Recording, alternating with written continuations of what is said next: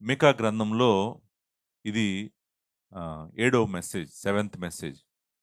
ఒకవేళ మీరు డైరెక్ట్‌గా ఈ మెసేజ్ వింటున్నట్లయితే, మీరు ముందు చెప్పిన 6 మెసేజెస్ కూడా తర్వాత యూట్యూబ్‌లో మీరు వినాలని మిమ్మల్ని నేను రిక్వెస్ట్ చేస్తున్నాను. ప్రతి వచనము, ప్రతి అధ్యాయము, ప్రతి పుస్తకము చెప్తున్నటువంటి సంఘం మనది. దేవుని సంకల్పం అంతా గూడా, దేవుని వాక్యం అంతా గూడా తన ప్రజలకు అర్థమవ్వాలని మరి మనము దేవుని వాక్యాన్ని చెప్తున్నాము. సో, ఆ విధంగానే మనం మీకా గ్రంథం అంతా మనం చెప్పుకుంటూ వస్తున్నాము. మూడవ అధ్యాయంకొచ్చాం. రెండో అధ్యాయము 12వ వచనం, 13వ వచనం నేను లాస్ట్ సండే చెప్పాను. ఈరోజు మూడవ అధ్యాయంలో ఉన్నటువంటి 12 వచనాలను గూడా మనము చూడబోతా ఉన్నాము. దయచేసి మీరు ఈ పుస్తకం యొక్క నిర్మాణం మీకు గుర్తుంటే, ఎలా ఈ పుస్తకాన్ని అరేంజ్ చేశాడు అనేటువంటిది మీకు గుర్తుంటే, ఈ పుస్తకంలో ఉన్నటువంటి 7 అధ్యాయాలను 3 భాగాలుగా మనము చూసాము. మొదటి 2 అధ్యాయాలు ఒక భాగము, 3, 4, 5 అధ్యాయాలు రెండో భాగము, 6, 7 అధ్యాయాలు మూడో భాగము. సో, అంటే అర్థం ఏంటంటే, ఇప్పుడు ఫస్ట్ పార్ట్ అయిపోయింది. మనము రెండో పార్ట్‌లోకి, రెండో భాగంలోకి వస్తున్నాము. మూడో అధ్యాయము, నాలుగో అధ్యాయము, ఐదో అధ్యాయము ఈ 3 అధ్యాయాలు గూడా సెకండ్ పార్ట్‌లో ఉన్నాయి అనేటువంటిది మీరు గుర్తుంచుకోండి. ఈ రెండో పార్ట్‌లో కూడా మొదటి భాగంలో ఎలాగైతే జరిగిందో, అంటే మొదటి 2 అధ్యాయాల్లో ఎలా అయితే జరిగిందో, ఈ 3 అధ్యాయాల్లో గూడా 3, 4, 5 అధ్యాయాల్లో కూడా ప్రవక్త ఏం చేయబోతున్నాడంటే, ఎగ్జాక్ట్‌గా ముందు మొదటి భాగంలో ఏం చేశాడో అదే చేయబోతున్నాడు. ఏం చేశాడు మొదటి భాగంలో, మొదటి 2 అధ్యాయాల్లో ఏం చేశాడంటే, ఇశ్రాయేలీయుల యొక్క, యూదా వారి యొక్క పాపము చెప్పాడు. మీరు ఇదిగో ఈ విధమైన పాపము, ఎలాంటి తిరుగుబాటు మీరు దేవుడి మీద చేశారు అని చెప్పాడు. చెప్పిన తర్వాత ఆ పాపమునకు శిక్ష ఏంటో చెప్పాడు. ఆ శిక్ష ఎలా వస్తదో అది గూడా వివరించాడు. వివరించిన తర్వాత ఆఖరికి శిక్ష అయిపోయిన తర్వాత మనము లాస్ట్ 2 వచనాల్లో, రెండో అధ్యాయం లాస్ట్ 2 వచనాల్లో దేవుడే వాళ్ళకి కాపరిగాను, దేవుడే వాళ్ళకి రాజుగాను, దేవుడే వాళ్ళకి నాయకుడిగా వచ్చి, మరలా చెదిరిపోయినటువంటి ఆయన ప్రజలను ఆయన పోగు చేస్తాడని, పోగు చేసి వాళ్ళకు ముందుండి నడిపిస్తాడని, ఆయన కృపగల దేవుడని, ఆ కృపగల దేవుని కృపతో ముగిసిందనమాట మొదటి భాగము. రెండవ పార్ట్ గూడా, రెండవ భాగం గూడా అలానే జరగబోతుంది. ఏంటంటే, మూడో అధ్యాయం నుంచి మనం ఏం చూడబోతున్నాం అంటే, మరలా వారు చేసిన పాపాలను మరలా చెప్పబోతా ఉన్నాడు. ఆ పాపాలకు శిక్ష ఏంటో చెప్పబోతా ఉన్నాడు. శిక్షించిన తర్వాత మరలా కృపగల దేవుడు ఎలా వారిని ఆదరిస్తాడో చెప్పబోతున్నాడు. సో, మొదటి 2 అధ్యాయాల్లో ఏం జరిగిందో 3, 4, 5 అధ్యాయాల్లో కూడా అదే జరగబోతుంది. కాకపోతే లెంగ్త్ అంటాం గదా! లెంగ్త్ అంటే పాపం గురించి ఎన్ని వచనాలు మాట్లాడిని, తీర్పు గురించి ఎన్ని వచనాలు మాట్లాడిని, తర్వాత వారిని పునరుద్ధరించడం గురించి ఎన్ని వచనాలు మాట్లాడిని, ఆ వచనాల యొక్క లెంగ్త్ మారతది. మూడో అధ్యాయం, నాలుగో అధ్యాయం, ఐదో అధ్యాయంకొచ్చేటప్పటికి. సో, కాకపోతే ఫ్లో అయితే అంతే. నేను చెప్పాను 3 భాగాలుగా మీకెవరు చెప్పారండి? ఎలా విభాగించారు వీటిని? అనే క్వెషన్ మీరు అడిగినప్పుడు నేను ఆన్సర్ చేశాను. ఏంటంటే, ఈ 3 మెసేజెస్‌ని ఆలకించుడి అనేటువంటి మాట మనం మొదట్లో కనపడతది. మొదటి అధ్యాయంలో కనిపిస్తది. మొదటి అధ్యాయం రెండో వచనంలో కనిపిస్తది. మూడో అధ్యాయము మనము అదే మాటని చూస్తాము. మనం ఆలకించుడి అనే మాట మూడో అధ్యాయం మొదటి వచనంలో ఇశ్రాయేలీయుల ప్రధానులారా, ఇశ్రాయేలీయుల అధిపతులారా ఆలకించుడి. మొదటి అధ్యాయం రెండవ వచనంలో సకల జనులారా ఆలకించుడి అనేటువంటి మాటని మనము చూస్తాము. సో, ఆరో అధ్యాయం మొదటి వచనంలో యెహోవా సెలవిచ్చు మాట ఆలకించుడి అనే మాట చూస్తున్నాం. సో, ఇది డివైడ్ చేస్తుంది బుక్ యొక్క మేజర్ సెక్షన్స్ అని కూడా నేను చూపించాను మీకు. సో, దయచేసి మిగిలిన టైం అంతా కూడా మనము మూడో అధ్యాయం అంతా కూడా ఈరోజు కంప్లీట్ చేయటానికి మనము ప్రతి ప్రయత్నం కూడా చేద్దాము. మూడో అధ్యాయం యొక్క మెయిన్ పాయింట్ ఏంటంటే, ఇశ్రాయేలీయులను, దేవుని ప్రజలను, లేకపోతే దేవుడు ఏర్పరచుకున్న ప్రజలను పాలించాల్సిన, నడిపించాల్సిన, ఆదరించాల్సినటువంటి వ్యక్తులు ఇశ్రాయేలీయులను దేవుని మాట వినకుండా వాళ్ళని అన్యాయంగా మోసం చేస్తూ, ఆ ప్రజలను వాడుకొని వాళ్ళ జీవితాలను పాడు చేస్తున్నటువంటి నాయకులతో మాట్లాడుతున్నాడు. మెయిన్ పాయింట్ అయితే అది. ఇశ్రాయేలీయులను నడిపించాల్సినటువంటి బాధ్యత, లేకపోతే దేవుడు ఏర్పరచుకున్న బిడ్డలను నడిపించాల్సిన బాధ్యత ఎవరిదంటే అధిపతులది. అధిపతులు, మీరు అధిపతులారా అనే మాట మీరు మొదటి వచనంలోనే చూస్తాం గదా! ప్రధానులారా, అధిపతులారా అనేటువంటి మాట చూస్తాం. సరే, మూడో అధ్యాయం మొదటి వచనంలో. యాకోబు సంతతి యొక్క ప్రధానులారా, ఇశ్రాయేలీయుల అధిపతులారా. వీళ్ళు పొలిటికల్ లీడర్షిప్. పొలిటికల్ లీడర్షిప్ అంటే అర్థం ఏంటంటే, ఎవరైతే మరి ప్రజలను కాపాడాలో, ఎవరైతే నీతి న్యాయాలతో దేవుని బిడ్డలను జాగ్రత్తగా చూడాల్సిన బాధ్యత ఉందో, వీళ్ళు నీతిని, న్యాయాన్ని విడిచిపెట్టి వాళ్ళ ఇష్టానుసారంగా మనుషుల జీవితాలను నాశనం చేస్తూ వాళ్ళు గొప్పవాళ్ళు అవుతున్నారు. మనుషులను మాత్రం దారుణంగా హింసిస్తున్నటువంటి వాళ్ళు. దేవుడు అంటున్నాడు, నేను మిమ్మల్ని చూస్తున్నాను, మీరేం చేస్తున్నారో నేను చూస్తున్నాను. సో వాళ్ళు ఒక గ్రూపు. ఇంకొక గ్రూప్ కూడా ఉంది. ఇంకొక గ్రూప్ ఎవరంటే దేవుని స్వరమును దేవుని స్వరమును ప్రజల దగ్గరకు తీసుకురావాల్సినటువంటి ప్రవక్తలు. ప్రవక్తలు ఏం చేస్తారు? దేవుడి మాటను ప్రజల దగ్గరికి తీసుకొస్తారు. తీసుకురావాల్సిన బాధ్యత వాళ్ళది ఉంది. సో వాళ్ళు ఏం చేస్తున్నారు? వాళ్ళు కూడా ఏం చేస్తున్నారంటే అన్యాయంగా మనుషులు డబ్బులు ఇస్తేనేమో మంచిగా మాట్లాడుతున్నారు. మనుషులు డబ్బులు ఇవ్వకపోతేనేమో చెడు మాట్లాడుతున్నారు. మీకు చెడు జరుగుతుంది అంటాడు. మీ జీవితాలు బాగో అంటాడు. డబ్బులు ఇస్తేనేమో దేవుడు మీకు తోడుగా ఉన్నాడు అంటాడు. ఎవరు? ప్రవక్తలు. ప్రవక్తలు, దేవుని ప్రవక్తలు దేవుని స్వరాన్ని ఉన్నదున్నట్టుగా తీసుకెళ్లి ప్రజలకు చెప్పాల్సినటువంటి ప్రవక్తలు మనీకి అమ్ముడుపోతున్నారు అనమాట. సో ప్రవక్తలు ఏంటి, మనీకి అమ్ముడుపోవటం ఏంటి? ఆశ్చర్యంగా అనిపిస్తుంది మనకి. మరి ఇప్పుడు జరుగుతున్న పరిస్థితులకి ఏమి తేడా లేదు. దేవుని సేవకుల్లో కూడా పరిస్థితి ఎలా ఉందంటే, ఎవరైతే డబ్బులు ఇస్తారో వాళ్ళ గురించి ఎక్కువ మాట్లాడటం అనేటువంటిది మనం చూస్తాం.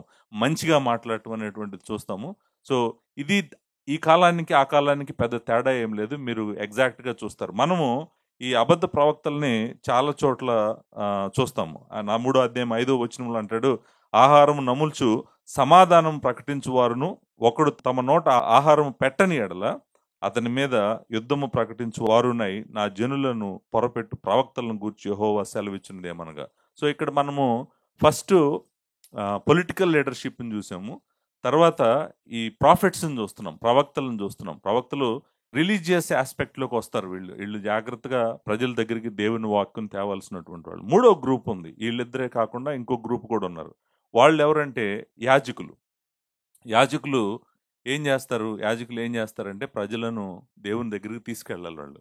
సో యాజకుడు ధర్మశాస్త్రం బోధిస్తూ ప్రజలను దేవుడితో నడిచేటట్టు దేవుని దగ్గరికి తీసుకెళ్లాల్సినటువంటి యాజకులు కూడా ఏం చేస్తున్నారంటే దేవుని వాక్యము డబ్బులు ఇస్తేనే చెప్తాము, వాళ్ళు చేయాల్సిన పని డబ్బులు ఇస్తేనే చేస్తాం. సో ఇదంతా ఇక్కడ 3వ అధ్యాయం అంతా ఎలా ఉందంటే అంతా కూడా సెల్ఫ్ గ్రీడీనెస్, తర్వాత ఏమంటారు, సంపాదించుకోవటం, వేరే వాళ్ళను మోసం చేయటం, వేరే వాళ్ళ జీవితాలు నాశనం చేయటం.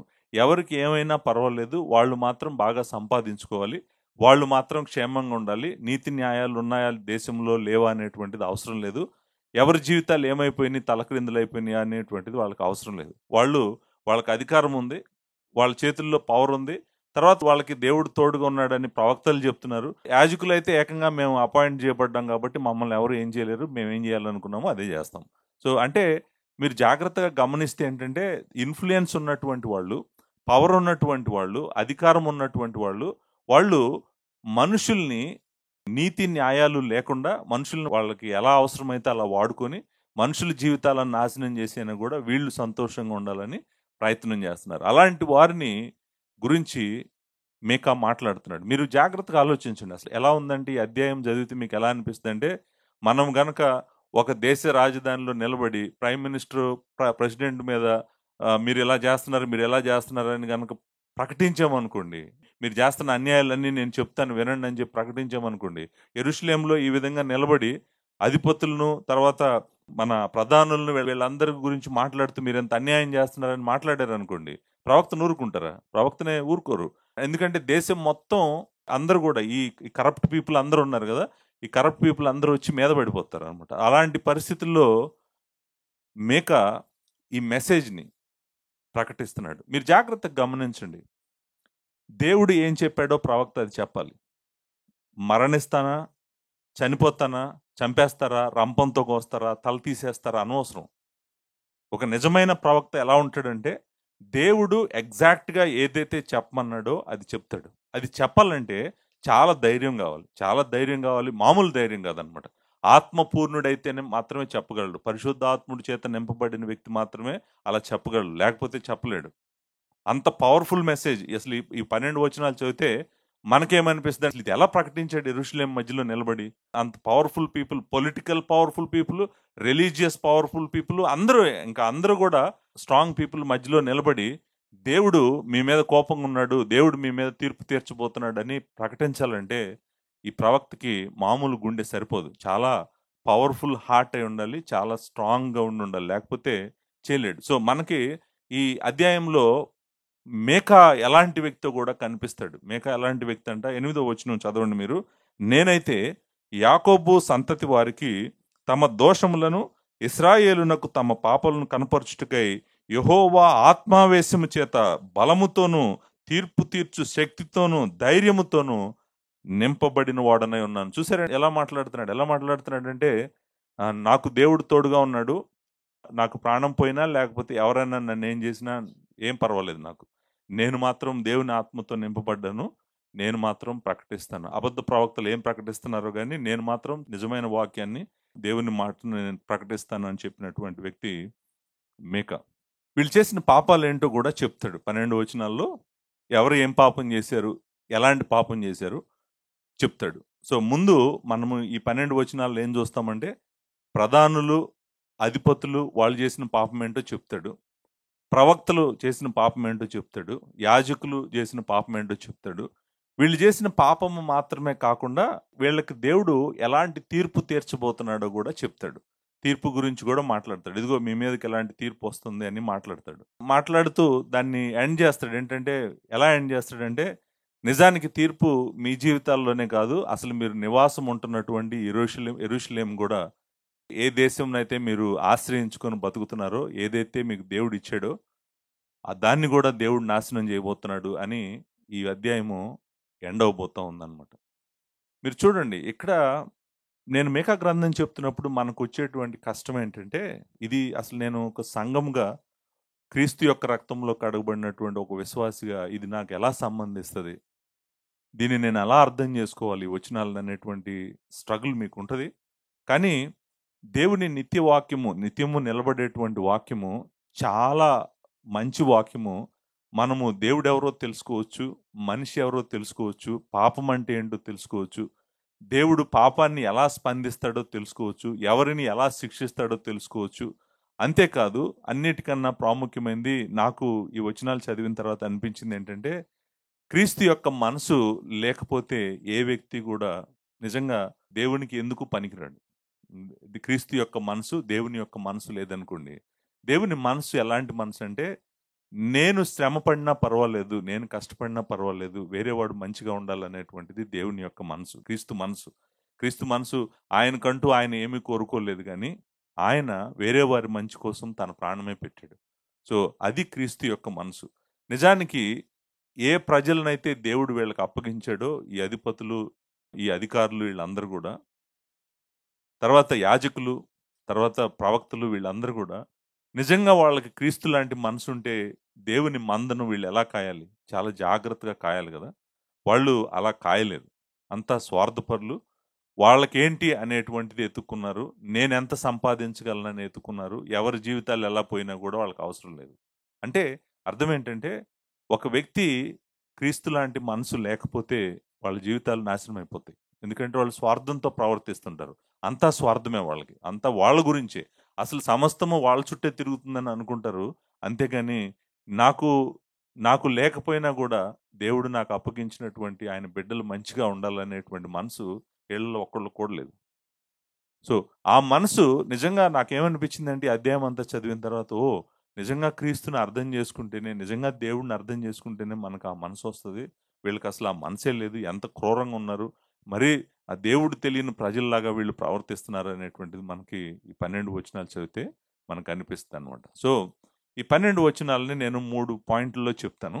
జాగ్రత్తగా మీరు అర్థం చేసుకోవటానికి ప్రయత్నం చేయండి. ఈ 3 పాయింట్లు ఏంటంటే, మొట్టమొదటిది అన్యాయపు అధిపతులు, మొదటి పాయింటు. రెండవ పాయింటు అబద్ధపు ప్రవక్తలు. మూడవ పాయింటు అద్భుతమైన నటన. సో, ఇది 3 పాయింట్లు. 3 పాయింట్లు కూడా నేను వచనాలు కూడా చెప్తాను. అన్యాయపు అధిపతులు మొదటి 4 వచనాలు. మూడో అధ్యాయం మొదటి వచనం నుంచి 4వ వచనం వరకు మనము అన్యాయపు అధిపతులను చూస్తాము. మూడో అధ్యాయము 5వ వచనం నుంచి 8వ వచనం వరకు అబద్ధపు ప్రవక్తలను చూస్తాము. మూడో అధ్యాయము 9వ వచనం నుంచి 12వ వచనం వరకు అద్భుతమైన నటనను చూస్తాం. ఈ అద్భుతమైన నటన అంటే ఏంటి అనేటువంటిది నేను చెప్తాను ఈ చాప్టర్ లాస్ట్‌లోకి వచ్చేటప్పటికి. బట్ అన్ని 3 పాయింట్లు కూడా అట్లీస్ట్ ఆతో స్టార్ట్ అవుతున్నాయి. అద్భుతమైన, అన్యాయపు, అబద్ధపు ఆతో స్టార్ట్ అవుతున్నాయి. అట్లీస్ట్ కొంత ఇల్లిటరేషన్ అని ఉంటుంది మీకు గుర్తుపెట్టుకోవడానికని అలా పెట్టడం జరిగింది. బట్ ట్రూత్ అయితే అదే. ఈ వచనాల్లో ఉన్నటువంటి సత్యం అయితే అదేనమాట. సో ఫస్ట్ పాయింట్, మొదటి పాయింట్ మనము అర్థం చేసుకోవడానికి ప్రయత్నం చేద్దాం. మనం 12 వచనాలని ఈరోజు చదవాలి, చదివి అర్థం చేసుకోవాలి. ప్రతి వచనాన్ని, ప్రతి పదాన్ని, ప్రతి మాటని అర్థం చేసుకోవాలి. కాబట్టి మనము త్వరగా వెళ్ళటానికి ప్రయత్నము చేద్దాం. మొదటి 4 వచనాలు మాట్లాడుతున్నటువంటి టాపిక్ అన్యాయపు అధిపతులు, లేకపోతే అన్యాయపు ప్రధానులు. మనము హెడ్స్ అండ్ రూలర్స్ అంటాం కదా, హెడ్ ఆఫ్ ది స్టేట్ అంటాము. Head of the state and the rulers అంటే వీళ్ళు వెరీ పొలిటికల్ పీపుల్ అనమాట. పొలిటికల్ పీపుల్ అంటే ఆ కంట్రీని రన్ చేస్తున్నటువంటి వాళ్ళు. టాప్ టు బాటమ్ అంటే అర్థం ఏంటంటే దీంట్లో హెడ్స్ ఉన్నారు, రూలర్స్ కూడా ఉన్నారు. రూలర్స్ అంటే అర్థం ఏంటంటే మేబీ డిస్ట్రిక్ట్ లెవెల్ అనుకోండి, హెడ్స్ అంటే స్టేట్ లెవెల్ అనుకోండి. ఆ లెవెల్ అడ్మినిస్ట్రేషన్ అంతా మనము ఇక్కడ చూస్తామన్నమాట. వాళ్ళతో మాట్లాడుతున్నాడు ప్రవక్త. ఏమని మాట్లాడుతున్నాడు చూడండి. నేను ఇలాగూ ప్రకటించి తిని, యాకోబు సంతతి యొక్క ప్రధానులరా, ఇశ్రాయేలీల అధిపతులరా ఆలకించుడి. ఇక్కడ ఆయన ఆలకించమంటున్నాడు. జాగ్రత్తగా మీరు వినండి అంటున్నాడు. ఈ ఆలకించడం అంటే అర్థము, ఆయన ఏం చెప్తున్నాడో వీధిలో అరుస్తూ కేకలు పెడుతూ వెళ్తున్నప్పుడు ఆయన ఏం చెప్తున్నాడో వినటం కాదు. అంటే ఆయన ఎవరో ప్రవక్త రోడ్ల మీద అరుస్తే వెళ్తున్నట్టున్నాడు, అరుపులు నాకు వినపడుతున్నాయి, ఆ వినటం కాదు ఇది. ఈ వినటం ఏంటంటే అసలు ఆయన ఏం చెప్తున్నాడో జాగ్రత్తగా ఆలకించాలి. ఆలకించడం ఏంటంటే ఆయన చెప్పే మెసేజ్ వీళ్ళకి అర్థం కావాలి. ఆయన అడుగుతుంది ఏంటంటే, మీ అన్డివైడెడ్ హార్ట్, మీ అన్డివైడెడ్ మైండ్, మీ చెవులు నాకు ఇవ్వండి. నేను ప్రకటిస్తున్నాను, యెహోవా యొక్క వాక్కును ప్రకటిస్తున్నాను, దేవుని యొక్క వాక్కును ప్రకటిస్తున్నాను అని చెప్పి ప్రవక్త వీళ్ళతో మాట్లాడుతున్నాడు. వీళ్ళతో టాప్ లీడర్షిప్తో మాట్లాడుతున్నాడు. కంట్రీని నడిపిస్తున్నటువంటి టాప్ లీడర్షిప్తో. మనందరికి తెలుసు ఇది యెహోవా వాక్కు అని. ఎలా తెలుసు? మొదటి అధ్యాయం మొదటి వచనం చెప్తుంది, మొరస్తీయుడైన మేకాకు ప్రత్యక్షమైన యెహోవా వాక్కు. ఇది యెహోవా యొక్క వాక్కును ప్రకటిస్తున్నాడు వాళ్ళకి. ప్రకటిస్తూ ఏమంటున్నాడంటే, మీరు ఆలకించండి అంటున్నాడు. ఆలకించండి అని ఇక్కడ ఒక రెటారికల్ క్వశ్చన్ అడుగుతున్నాడు. క్వశ్చన్ ఏం అడుగుతున్నాడు చూడండి. ఏమని ప్రశ్నించాడు? న్యాయము ఎరిగి ఉండుట మీ ధర్మము కాదా? నిజానికి క్వశ్చన్ లాగా చేస్తే బాగుంటుంది. అది ఎలా ఉండాలంటే, న్యాయము ఎరిగి ఉండుట మీ ధర్మము కాదా అని క్వశ్చన్ మార్క్ పెట్టామనుకోండి. ఏమంటున్నాడు? న్యాయము, నీతి న్యాయాలు మీకు తెలియొద్దా? మీరు రూలర్స్ కాదా? మీరు అధిపతులు కాదా? మీరు కంట్రీని నడిపించట్లేదా? మీకు నీతి ఏంటో న్యాయం ఏంటో తెలీదా? తెలియాలి కదా. తెలియకుండానే మీరు అధిపతులు ఎలా అయిపోతారు అనేటువంటిది అనమాట. అంటే అర్థము, ఆయన ఉద్దేశం ఏంటంటే మీకు తప్పకుండా నీతి న్యాయాలు తెలియాలి అనేటువంటిది ఆయన ఉద్దేశం. ఆయన రెటారికల్గా అడుగుతున్నప్పటికి కూడా ఆ క్వశ్చన్ యొక్క అంతరంగము లేకపోతే ఇన్నర్ మీనింగ్ ఏంటంటే, మీకు తెలియాలి కదా నీతి అంటే ఏంటో, న్యాయం అంటే ఏంటో. మీ ఇష్టం వచ్చినట్టు అలా నడిపించకూడదు కదా, దేవుని బిడ్డల్ని పాలించకూడదు కదా అని మాట్లాడుతూ ఉన్నాడు. మీరు చూడండి, ద్వితీయోపదేశకాండం 16వ అధ్యాయంలో మనము 18వ వచనం నుంచి కొన్ని మాటల్ని నేను చదువుతాను. మనకు అర్థమవుతుంది అంటే ధర్మశాస్త్రము ఏం చెప్తుంది, వీళ్ళు రూలర్స్ ఎలా ఉండాలి అనేటువంటిది, మనం పరిపాలిస్తున్నటువంటి వాళ్ళు న్యాయాధిపతులు ఎలా ఉండాలి అనేటువంటిది మనం చూస్తాము. ద్వితీయోపదేశకాండం 16వ అధ్యాయం 18వ వచనంలో, నీ దేవుడైన యెహోవా నీకు ఇచ్చుచున్న నీ గ్రామములన్నిటిను నీ గోత్రములకు న్యాయాధిపతులను నాయకులను నీవు ఏర్పరచుకోనవలను. వారు న్యాయమును బట్టి జనులకు తీర్పు తీర్చవలను. సో అంటే ఇప్పుడు ఇక్కడ ఈయన అడుగుతుంది ఏంటి? న్యాయము ఎరిగి ఉండుట మీ ధర్మము కాదా అంటే అర్థం ఏంటి? అదే కదా ఆయన అంటుంది. ఆయన ఏమంటున్నాడు? ఎవరినైతే మీరు న్యాయాధిపతులుగా ఏర్పరుస్తారో వాళ్లకు న్యాయమును బట్టి జనులకు తీర్పు తీర్చాలి. నీవు న్యాయము తప్పి తీర్పు తీర్చకూడదు, పక్షపాతము చేయకూడదు, లంచము పుచ్చుకొనకూడదు. ఏనగా లంచము జ్ఞానుల కన్నులకు గుడ్డితనము కలుగజేయును, నీతిమంతుల మాటలకు అపార్థము పుట్టించును. చూడండి, మీరు అక్కడ అంటాడు, నీవు జీవించి నీ దేవుడైన యెహోవాకు నీకు ఇచ్చున్న దేశమును స్వాధీనపరుచుకున్నట్లు కేవలం న్యాయమునే అనుసరించి నడుచుకొనవలను. మీరు చూడండి, భూమి మీద అందరికన్నా నీతి న్యాయాలు జరిగించగలిగిన వాళ్ళు ఎవరైనా ఆలోచించారు అనుకోండి. అంటే భూమి మొత్తంలో అన్ని సమస్త జనులలో నిజంగా నీతిగా న్యాయంగా బ్రతకగలిగిన వ్యక్తులు ఎవరంటే, యెహోవా ఎవరికైతే తెలుసో వాళ్లే నడవగలరు, ఇంకెవరు నడవలేరు. జీవాధిపతి తోడుగా లేనటువంటి, సృష్టికర్త అయిన దేవుడు తోడుగా లేనటువంటి, ఆయన వాక్యము వెలుగు తోడుగా లేనటువంటి ఏ ప్రజలు నడవలేరు నీతి న్యాయాలతో. కానీ ఎవరు నడవగలరు అంటే ఆయన ప్రజలు నడవగలరు. ఆయన ఏమంటున్నాడంటే, మీకు నీతి న్యాయాలతో రాజ్యాన్ని పరిపాలించాలని అధిపతులారా మీకు తెలీదా? అని అడుగుతున్న ఆయన ఉద్దేశం ఏంటంటే మీకు తెలుసుకోవాలి కదా. మరి మీరు తెలియకుండా ఎలా నీతి న్యాయాలను వదిలేసి రాజ్యాన్ని పరిపాలిస్తారు, ప్రజలను పరిపాలిస్తారు అని చెప్పి ఆయన వాళ్ళని ప్రశ్నిస్తూ అంటాడు. చూడండి ఇప్పుడు 2వ వచనంలో అంటాడు, అయినను మేలును అసహ్యించుకొని కీడును ఇష్టపడుదురు. ఏంటి వీళ్ళు నీతి న్యాయములు ఉన్నవాడు, నీతి న్యాయము తెలిసినవాడు ఏం చేస్తాడండి? ఎలా చేస్తాడా? పగటిని రేయని, లేకపోతే రేని పక్కటని, లేకపోతే తీపిని చేదని, చేదుని తీపని ఎవరన్నా అంటారండి? ఎవరు అనరు కదా. ఇక్కడ ఏమంటున్నాడు చూడండి ఆయన, అయినను మేలును అసహించుకొని కీడు చేయ ఇష్టపడుతున్నారు. చూడండి, అంటే మంచి చేయాల్సింది ప్రజలకు పోయి వీళ్ళు ఏం చేస్తున్నారండి? ప్రజలకి కీడు చేస్తున్నారు. అంటే నీతి న్యాయాలను ఏం చేశారు? వీళ్ళు విడిచిపెట్టేశారు. నీతి లేదు, న్యాయము లేదు. వాళ్ళకేంటి అనేది చూసుకుంటున్నారు. మరలా చెప్తున్నాను, ఎగ్జాక్ట్గా జీసస్ క్రైస్ట్ యొక్క మైండ్కి ఆపోజిట్ మైండ్ ఇది. జీసస్ క్రైస్ట్ మైండ్ ఏంటంటే నాకేమైనా పర్వాలేదు, వాళ్ళు మంచిగా ఉండాలనుకునేది జీసస్ క్రైస్ట్ మైండ్. వీళ్ళకి ఏ మైండ్ ఉందంటే వాళ్ళ జీవితాలు ఏమైపోయినా, కుంగిపోయినా, కృషించిపోయినా, నేల మీద పడిపోయినా, తొక్కేసినా, ధూళ్ళలో కలిసిపోయినా పర్వాలేదు, నేను మాత్రం మంచిగా ఉండాలంట. అందుకని ఏమంటున్నాడంటే, అయినను మేలుని అసహించుకొని కీడు చేయని ఇష్టపడుతున్నారంట. అంటే దేన్నైతే ఇష్టపడాలో దాన్ని ఇష్టపడకుండా, దేన్నైతే ఇష్టపడకూడదో దాన్ని ఇష్టపడతా ఉన్నారు. ఏం చేస్తున్నారంటే ఇష్టపడి, నా జనుల చర్మము ఓడదీసి వారి ఎముకల మీద మాంసము చీల్చుచుందురు. ఈ చాలా వెరీ గ్రాఫిక్గా ఉంటుంది అనమాట. మనం క్యానిబలిజం అంటాం కదా.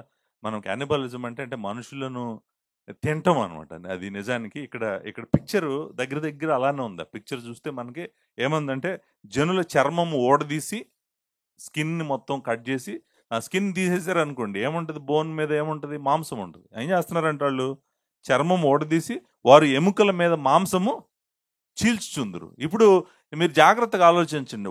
ఒక వ్యక్తి మీద పడి చర్మము చీల్చి మరి ఎముకల మీద ఉన్న మాంసము ఎవరు చీలుస్తారో తెలుసా? మృగాలు చీలుస్తాయి. మనుషులు ఎలా చీలుస్తారు?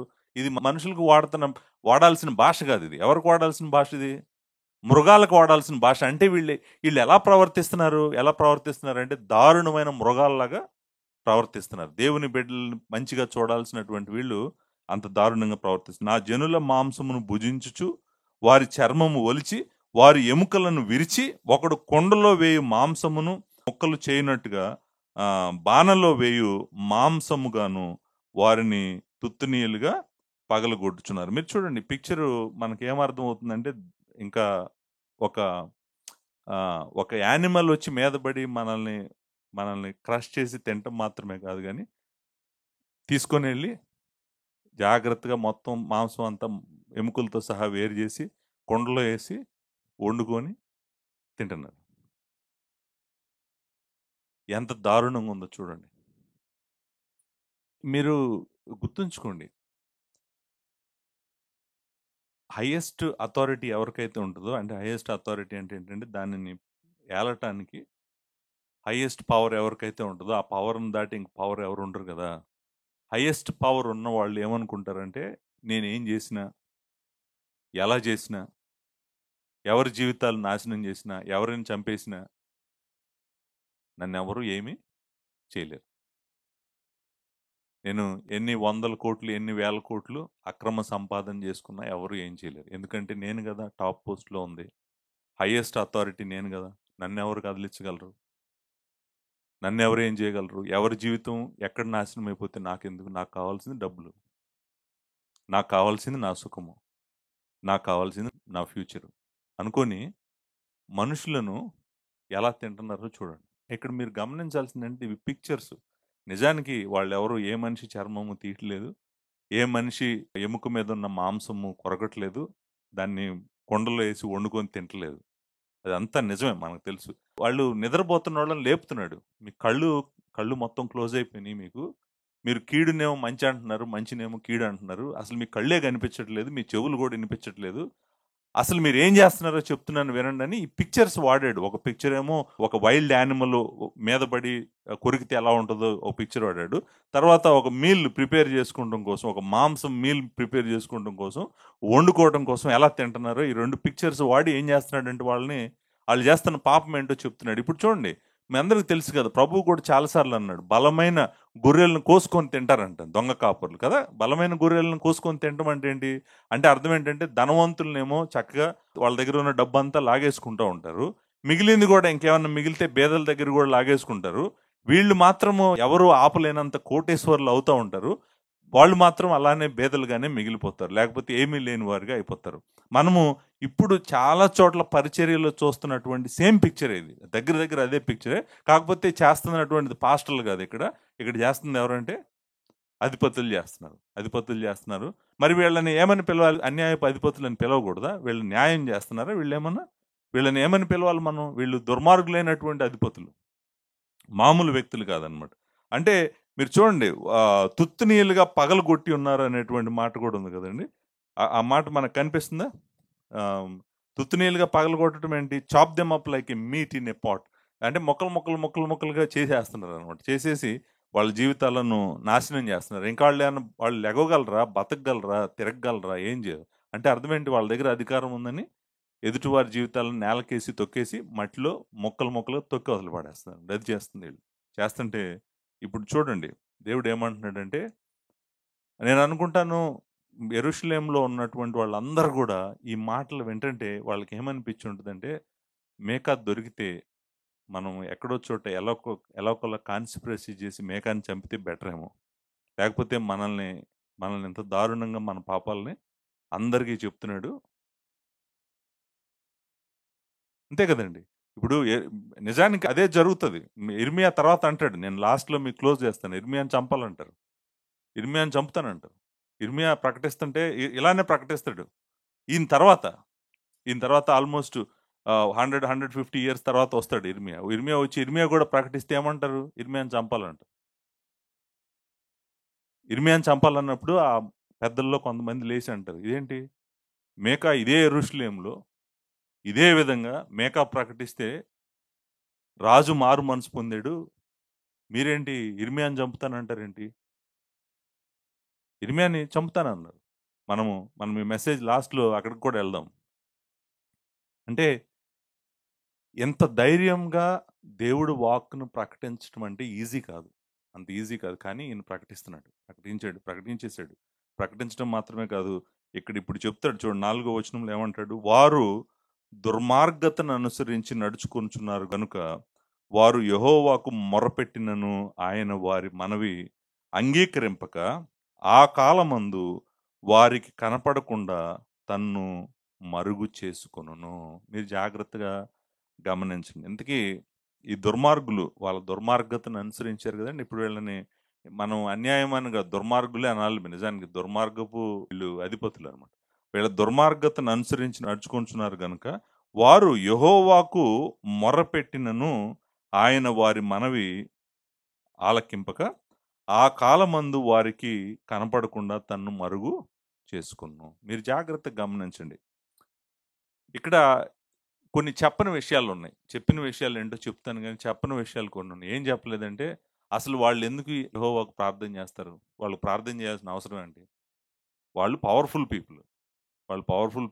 వాళ్ళ దగ్గర అన్నీ ఉన్నాయి. వాళ్ళకి యెహోవా యొక్క సహాయం ఎందుకు అవసరం? అవసరం ఏముంది? అది చెప్పట్లేదు ఇక్కడ మనకి.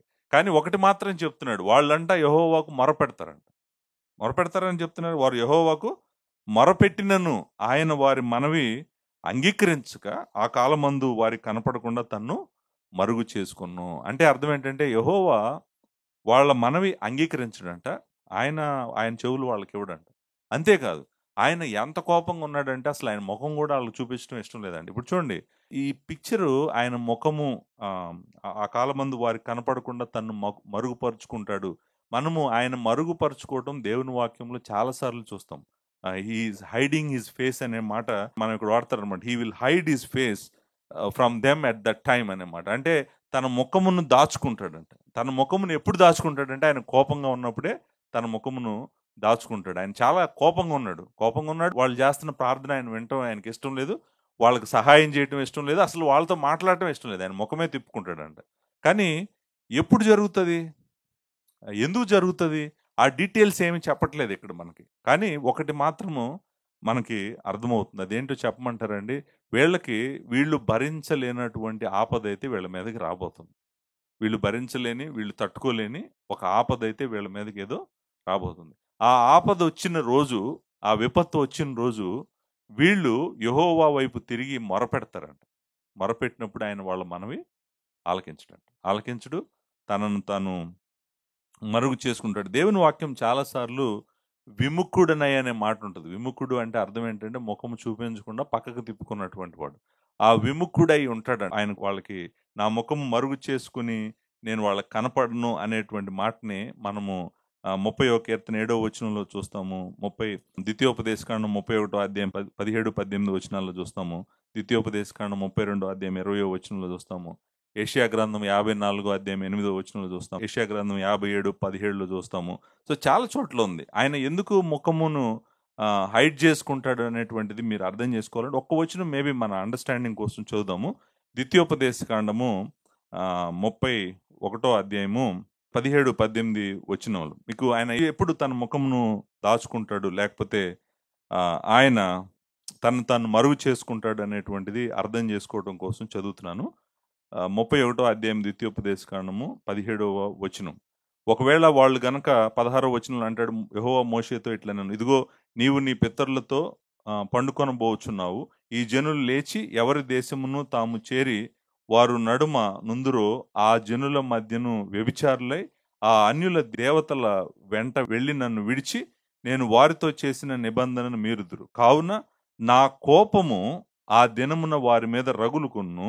నేను వారిని విడిచి వారికి విరోధి నగుదును. ఆ మాట వారికి విరోధి నగుదును అని ఉంది కదా.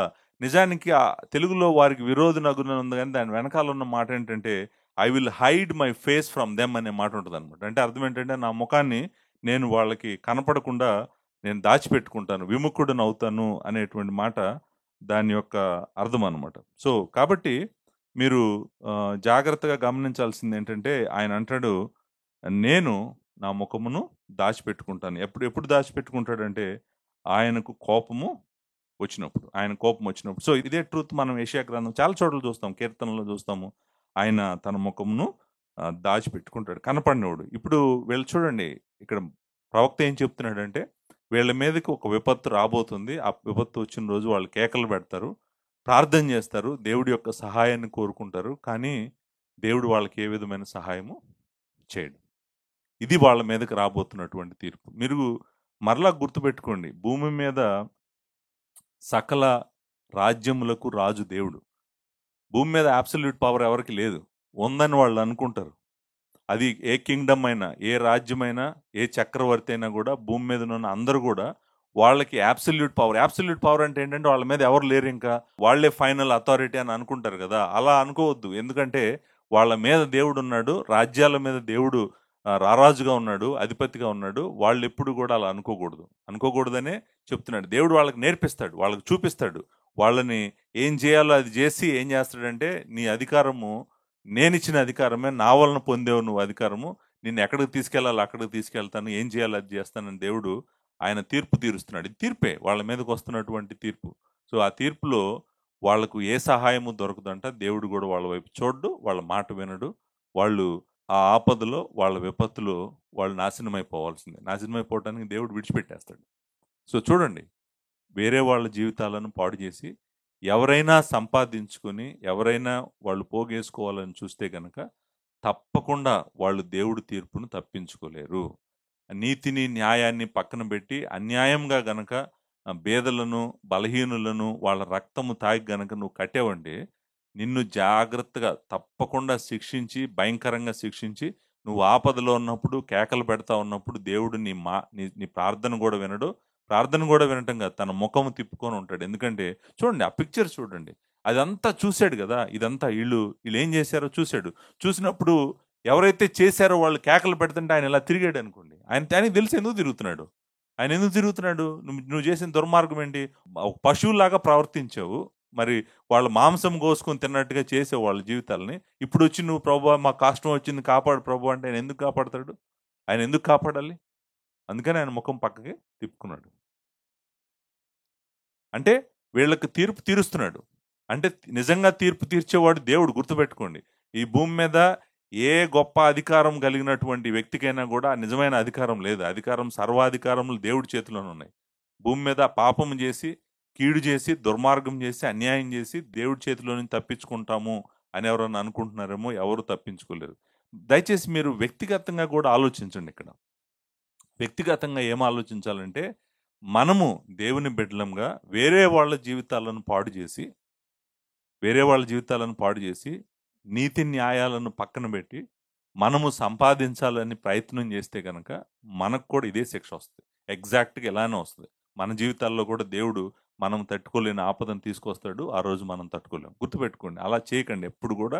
నీతి న్యాయాల విషయంలో దేవుని యొక్క స్వభావాన్ని మనం చూపించాలి ఈ లోకానికి. దేవుడు ఎవరో మనం చూపించాలి. ఆయన వ్యక్తిత్వం చూపించాలి. ఎలా చూపిస్తాము? ఆయన వాక్యంలో ఏదైతే చెప్పాడో అదే ఆయన వ్యక్తిత్వము. ఆయన ఇది చేయొద్దంటే అది చేయకూడదు. ఇది చెయ్యి అంటే చేయాలి. ఆయన ఎందుకు చేయొద్దన్నాడు? ఆయన వ్యక్తిత్వానికి కుదరదు కాబట్టి. ఎందుకు చేయమన్నాడు? ఆయన వ్యక్తిత్వానికి కుదురుతుంది కాబట్టి. సో, మనం నేర్చుకునే దేవుని వాక్యం అంతా ఏంటో చెప్పమంటారా? మన దేవుడు ఎవరో ఆయన యొక్క వ్యక్తిత్వమే అది. ఆయన ఈజ్ క్యారెక్టర్. ఆయన క్యారెక్టర్‌కి సరిపోయిన విధంగా మనం ప్రవర్తించలేదనుకోండి, దేవుడు ఎప్పుడు అన్యాయం చేయడు. ఆయన న్యాయమే చేస్తాడు. వీళ్ళేం చేశారు? ఆయన వ్యక్తిత్వానికి ఎగ్జాక్ట్‌గా ఆపోజిట్ చేశారు. సో, ఆయన అబద్ధం ఆడడు. వీళ్ళు అబద్ధం ఆడతారు. అంటే ఆయనలాగా ఉండాలని ఆయన బిడ్డలు ప్రయత్నం చేయాలి. అది వీళ్ళు చేయట్లేదు. వీళ్ళు వదిలేశారు. అది మనం అర్థం చేసుకోవాల్సినటువంటి పాయింట్. రెండో పాయింట్ అబద్ధ ప్రవక్తలు. మొట్టమొదటిది అన్యాయపు అధిపతులైతే, రెండో పాయింట్ అబద్ధ ప్రవక్తలు. అబద్ధ ప్రవక్తలు మనము 5వ వచనం నుంచి 8వ వచనం వరకు చూస్తాం. ఇప్పుడు చూడండి. ఆహారము నముల్చు సమాధానమని ప్రకటించువారు. ఆహారము నముల్చు సమాధానమని ప్రకటించువారును, ఒకడు తమ నోట ఆహారము పెట్టని ఎడల అతని మీద యుద్ధము ప్రకటించువారునైనా నా జనులను పొరపెట్టు ప్రవక్తలను గూర్చి యెహోవా సెలవిచ్చున్నదేమనగా. ఇప్పుడు చూడండి. ఇప్పుడు గ్రూప్ మనకు తెలుసు కదా, ఎవరితో మాట్లాడుతున్నాడు? ప్రవక్తలతో మాట్లాడుతున్నారు. వీళ్ళు చేసిన తప్పేంటంట? వీళ్ళు చేసిన పాపం ఏంటి? వాళ్ళు చేసిన పాపం ఏంటంటే, పైన వాళ్ళు చేసిన పాపం ఏంటంటే, వాళ్ళు మేలుని అసహించుకున్నారు, కీడుని ఇష్టపడ్డారు. అది వాళ్ళు చేసిన పాపము. మరి వీళ్ళు చేసిన పాపం ఏంటి? వీళ్ళు చేసిన పాపం ఏంటో తెలుసా అండి? మీ జాగ్రత్త, మనకు అర్థమయ్యే మాటల్లో చెప్పాలంటే, ఎవరైనా వచ్చి చేతిలో డబ్బులు పెడితే గాడ్ బ్లెస్ యూ అమ్మా అంట. ఎవరైనా వచ్చి చేతిలో డబ్బులు పెడితే ఏమంటున్నారు? God bless you, God be with you, God will prosper you, God will be doing wonders in your life. ఇది ఇలా మాట్లాడతాడు ఎప్పుడు డబ్బులు పెడితే. అక్కడికి వచ్చి డబ్బులు ఏం పెట్టలేదు అనుకోండి, మీకు చాలా కష్టంగా ఉంటుందమ్మా రాబోయే సంవత్సరం. మీ జీవితాలు మంచిగా ఉండవు అనిపిస్తుంది నాకు. ఉన్నది కూడా కష్టంగానే జరుగుతుంది. ఇల్లు నడవటమే కష్టంగా ఉంటుంది. మీకు కొంచెం అప్పుల్లోకి వెళ్ళటానికి అవకాశం ఉంది. మీ జీవితాలు ఏం మంచిగా ఉండవు. ఇవన్నీ బాగానే ఉంటాయి అని ఇవన్నీ బాగోలేదు అనుకునేటప్పటికి కొద్దిగా మీకు ఆరోగ్యం కూడా బాగోదు. ఎలా ఉంటుంది వినేవాళ్ళకి? అంటే చేతులు తడుపుతుంటేనేమో ఆశీర్వాదాలు చెప్తున్నాడు. చేతులు తడపకపోతేనేమో శాపాలు, యుద్ధము శాపాలు ప్రకటిస్తున్నాడు. ఇప్పుడు పాస్టర్ గారు అలా లేదండి అక్కడ ఈ వచనాల్లో. మీరు చెప్తున్నట్టు లేదు, వేరేగా ఉంది. మీరేంటో వేరుగా చెప్తున్నారు నాకు. నేను వేరుగా ఏం చెప్పట్లేదు. అక్కడ ఉందే చెప్తున్నాను. మీకు చూపిస్తాను. ఎందుకు నేను అలా చెప్తున్నానో, రీజన్ ఏంటో చెప్తాను. మీరు చూడండి అక్కడ ఏముంది. ఫస్ట్, ఆహారము నములుచు సమాధానమని ప్రకటించువారును. ఇప్పుడు ఆహారం నమలటం ఏంటి? ఎవరో ఆహారం పెట్టారు వీళ్ళకి. పెట్టారు. ఆహారం పెట్టారు. తర్వాత నాకెలా తెలుసు అంటే, ఒకడు తమ నోట ఆహారము పెట్టని ఎడల అనే మాట ఉంది కదండి. నోట్లో అన్నం ఫుడ్ పెడితేనేమో పీస్ అంటున్నారంట. నోట్లో ఫుడ్ పెడితే పీస్ అంటున్నారు. ఎవరైనా నోట్లో ఫుడ్ పెట్టకపోతే ఏమంటున్నారు? యుద్ధము ప్రకటించువారునే ఉన్నారు. యుద్ధం ప్రకటించడం ఏంటి? మీరు చూసారనుకోండి, దే క్రై పీస్ అంటారు when they have something to eat, but declare war against them who puts nothing in to their mouths. అంటే అది చూడండి. మీరు ఎవరైనా వెళ్ళి ప్రవక్త నోట్లో అన్నం పెడతారండి? విషయం అయితే ఇదే కదా. విషయం అయితే ఇది కాదా? ఎవరైనా వెళ్ళి ప్రవక్త నోట్లో అన్నం పెడతారండి? పెడతారా? అంటే అర్థం ఏంటి? డబ్బులు ఇస్తే ఈయనకి సమృద్ధిగా జేబు నిండా, నోటి నిండా అన్నం ఉందనుకోండి, ఈయన ఏమంటున్నాడు? సమాధానం అంటున్నాడు. డబ్బులు ఇవ్వట్లేదు అనుకోండి, ఏమంటున్నాడంటే, పెద్ద మీ జీవితం బాగుండేటట్లేదు, అన్ని కష్టాలలాగానే ఉన్నాయి, ఒకటి మంచిగా జరగదు. పిల్లలకి పెళ్ళిళ్ళు అవ్వవు. ఇవి చూడండి, యుద్ధం అంటే ఏంటంటే ఈళ్ళు పోరాడతారనమాట. మీ జీవితం అంతా పోరాడే జీవితమే. మీకు ఇంక మంచి అంటూ ఏమి రాదు దేవుడి దగ్గర నుంచి. మంచి అంటూ ఏం జరగదు. ఈళ్ళంటే ఏం చెప్తున్నాడు బేసికల్‌గా? మీరు చూడండి. మీరు జాగ్రత్తగా ఆలోచించండి. యెహోవా యొక్క ప్రవక్త ఎప్పుడైనా అలా ప్రకటిస్తాడా? ఎప్పుడైనా అలా చెప్తాడా? డబ్బులిచ్చినోళ్ళకి ఒకటి, డబ్బులివ్వనోళ్ళకొకటి చెప్తాడా? వీళ్ళు ప్రవక్తలని చెప్తూ, యెహోవా నామమున మేము ప్రవక్తలమని చెప్తూ, దేవుని బిడ్డల మధ్యలో నివాసం ఉంటూ వీళ్ళు ఎక్కడున్నారు? ఇశ్రాయేలీయుల మధ్యలోనే ఉన్నారు గదా! ఇశ్రాయేలీయుల మధ్యలో ఉన్నారు. నేను అనుకుంటాను యెరూషలేములోనే ఉండుంటారు. యెరూషలేములోనే ఉండుంటారు. ఎక్కడైతే ఈ పొలిటికల్ పవర్ ఉందో అక్కడే ఉండుంటారు వీళ్ళు. పొలిటికల్ పవర్ ఉంటే మీరు యెషయా గ్రంథం చదవండి, మీరు ఇర్మియా గ్రంథం చదవండి. పొలిటికల్ పవర్ ఉన్న చోట ప్రతి చోట ప్రవక్తలుంటారు. మోస్ట్ ఆఫ్ ద టైమ్ వాళ్ళు అబద్ధ ప్రవక్తలే. మోస్ట్ ఆఫ్ ద టైమ్ ఎందుకంటే పొలిటికల్ పీపుల్ పక్కన ప్రవక్తలు తిరుగుతున్నారంటే ఏంటి అర్థం ఏంటంటే వాళ్ళకేం కావాలో అది చెప్తారు. వీళ్ళకేం కావాలి? వీళ్ళకేం కావాలో అది వాళ్ళు ఇస్తారు కాబట్టి వాళ్ళకేం కావాలో వాళ్ళకి కావాల్సింది వాళ్ళు చెప్తారు. సో, దగ్గర దగ్గర అదే నేను అనుకుంటాను వీళ్ళిద్దరికి కూడా రిలేషన్‌షిప్ ఉన్నట్టుంది ఇక్కడ. ఏంటంటే రిలేషన్‌షిప్పు ఎవరైతే వాళ్ళకి మనీ ఇస్తారో వాళ్ళ గురించి మంచిగా చెప్తున్నారు. ఎవరైతే వాళ్ళకి మనీ ఇవ్వరో వాళ్ళ మీద శాపము లేకపోతే యుద్ధాన్ని ప్రకటిస్తున్నారంట. సో, కాబట్టి దేవుడేమంటున్నాడు చూడండి. దేవుడేం చెప్తున్నాడు వాళ్ళతో మాట్లాడుతున్నాడు. ఏమని మాట్లాడుతున్నాడు? వారిని గూర్చి యెహోవా సెలవిచ్చినదేమనగా, మీకు దర్శనం కలుగకుండా రాత్రి కమ్మును. సోదె చెప్పకుండా మీకు చీకటి కలుగును. ఇట్టి ప్రవక్తలకు సూర్యుడు కనపడకుండా అస్తమించును. పగలు చీకటి పడును. అప్పుడు దీర్ఘదర్శులు సిగ్గునందురు. సోదెగాండ్రు తెల్లబోవుదురు. దేవుడు తమకు ప్రత్యుత్తరం ఇయ్యకుండా చూసి నోరు మూసుకుందురు. ఇక్కడ పిక్చరు ఏంటి అనేది నేను చెప్తాను. అంటే వీళ్ళకి దేవుడు ఏం చెప్తున్నాడు? ఎలా శిక్షించబోతున్నాడు వీళ్ళననేది మనం ఇక్కడ చూస్తాం. వాళ్ళు చేసిన పాపం చూసాం గదా! ఇప్పుడు మరి పాపానికి ఏముంటది వాళ్ళకి? శిక్ష ఉంటది. ఆ శిక్ష ఏంటో చెప్తున్నాడు. ఈ శిక్ష ఏంటో చెప్పటానికి ముందు ఇక్కడ ఒక చిన్న మాట చెప్పి నేను ఆ శిక్షను వివరించడానికి ప్రయత్నం చేస్తాను. ఇక్కడ మీరు చూసారనుకోండి, ప్రవక్తతో దేవుడు మాట్లాడతాడు కదా! ప్రవక్తలంటే అర్థం ఏంటి? దేవుడు మాట్లాడతాడు. దేవుడు వాళ్ళతో మాట్లాడతాడు. వాళ్ళ దర్శనాల ద్వారా గాని, లేకపోతే రకరకాలుగా దేవుని స్వరం ద్వారా దేవుడు మాట్లాడుతా ఉంటాడు. వాళ్ళతో మాట్లాడుతూ ఉంటాడు. వాళ్ళు దేవుడు ఏం మాట్లాడాడో వాళ్ళెళ్లి ప్రకటించాల్సిన అవసరం వాళ్ళ మీద ఉందన్నమాట. సో, ఇప్పుడు దేవుడు ఏమంటున్నాడంటే, "నేను మీతో మాట్లాడను" అంటున్నాడు. బేసికల్‌గా పాయింట్ ఏంటంటే, "నేను మీతో మాట్లాడను." ఇప్పుడు ఇక్కడ నిజంగా వీళ్ళు అబద్ధ ప్రవక్తలా? ఒరిజినల్‌గా మంచోళ్ళేనా? పాడైపోయారా? అనేటువంటి క్వెషన్ మనకొస్తదనమాట. ఇప్పుడు నేను మీతో మాట్లాడను అన్నాడంటే ఇంతకుముందు మాట్లాడేవాడా? ఇంతకుముందు వాళ్ళకి సమాధానం ఇచ్చేవాడా? వాళ్ళతో ఉండేవాడా? ఇప్పుడు వీళ్ళు పాడైపోయారు కాబట్టి ఇప్పుడు నేను మాట్లాడను అంటున్నాడు. దగ్గర దగ్గర నాకు కూడా అలానే అర్థమవుతుంది. నాకు కూడా ఎలా అర్థమవుతుందంటే వీళ్ళు పూర్తిగా అబద్ధ ప్రవక్తలు కాదు. ఒకప్పుడు మేబీ దేవుడితో నడిచుండొచ్చు. కానీ ఇప్పుడు మాత్రం ఏం చేస్తున్నారు వీళ్ళు మార్చారనమాట. వీళ్ళు రంగులు మార్చేశారు. వీళ్ళేం చేస్తున్నారంటే ఎవరికి ఏం కావాలంటే, ఎలా కావాలంటే అలా చెప్తున్నట్టుగా మనకి అర్థమవుతుంది. మరి వెంటనే మనకొక క్వెషన్ వస్తది. ఈ వచనాల్లో ఉన్న డిఫికల్టీ ఒకే ఒక డిఫికల్టీ ఉంది. అదేంటంటే పాస్టర్ గారు అసలు ఈ సోదె చెప్పటం అనేటువంటిది. సోదె అనే మాట ఉంది కదండీ! ఎక్కడుంది? 6వ వచనంలో ఉంది. సోదె చెప్పకుండా మీకు చీకటి కలుగును అనే మాట ఉంది కదండీ! అక్కడ కొంచెం కిందకొస్తే 7వ వచనంలో సోదెగాండ్రు తెల్లబోవుదురు అనే మాట ఉంది కదా! రెండోసారి ఉంది. ఇది రెండోసారి. ఇంకొక చోట కూడా మనము చూస్తాం. 11వ వచనం ఉంది చూడండి. 11వ వచనంలో జనుల ప్రధానులు లంచం పుచ్చుకొని తీర్పు తీరుస్తారు. వారి యాజకులు కూలికి బోధిస్తారు. ప్రవక్తలు ద్రవ్యం కొరకు సోదె చెప్పుదురు. ఇప్పుడు ఈ సోదె అనే మాట ఉంది కదండీ! డివినేషన్ అంటాం మనం ఇంగ్లీష్‌లో. సోదె చెప్పటం అనేటువంటి మాట ఉంది కదా! దీని వివరణ ఇవ్వటంలో డిఫికల్టీ ఏంటంటే దేవుడు సోదె చెప్పే వాళ్ళ దగ్గరికి ఎళ్ళొద్దని చెప్పాడు. ఎవరి దగ్గరికి ఎళ్ళొద్దన్నాడు? సోదె చెప్పేవారి దగ్గరికి వెళ్ళకూడదు. వాళ్ళు చెప్పింది చేయకూడదు. వాళ్ళ దగ్గరికి ఎళ్ళకూడదు. మరి ఇక్కడ సోదె చెప్పనివ్వను నేను వాళ్ళని దేవుడే అంటున్నట్టుగా మనకనిపిస్తుంది కదా! ఈ వచనాల్లో మనకలా అనిపిస్తుంది కదా! మనము దీన్ని ఎలా అర్థం చేసుకోవాలి అనేటువంటి డిఫికల్టీ ఉంది. అది సాల్వ్ చేసిన తర్వాత నేను ఈ వచనాల దగ్గరికి వస్తాను. ముందు అసలు ప్రభువు ఏం చెప్పాడో, ఇలాంటి వాళ్ళ విషయంలో ఏం చెప్పాడో మనం చూద్దాము. లేవికాండము 19వ అధ్యాయము 25వ వచనం నుంచి నేను చదువుతున్నాను. నేను మీ దేవుడైన యెహోవాను, రక్తము కూడినదేదియు తినకూడదు. శకునములను చూడకూడదు. అదే డివినేషన్ అంటే శకునములు అనే మాట ఉంది కదండీ! అంటే ఆ శకునాలను బట్టి ఇప్పుడు చూడండి మనం ఒక ఎగ్జాంపుల్ చెప్తాను. ఇంటి ముందు కాకి అరిసిందనుకోండి. ఏమంటారు? ఎవరో ఎవరో వస్తున్నారు. అంటే అర్థం ఏంటి?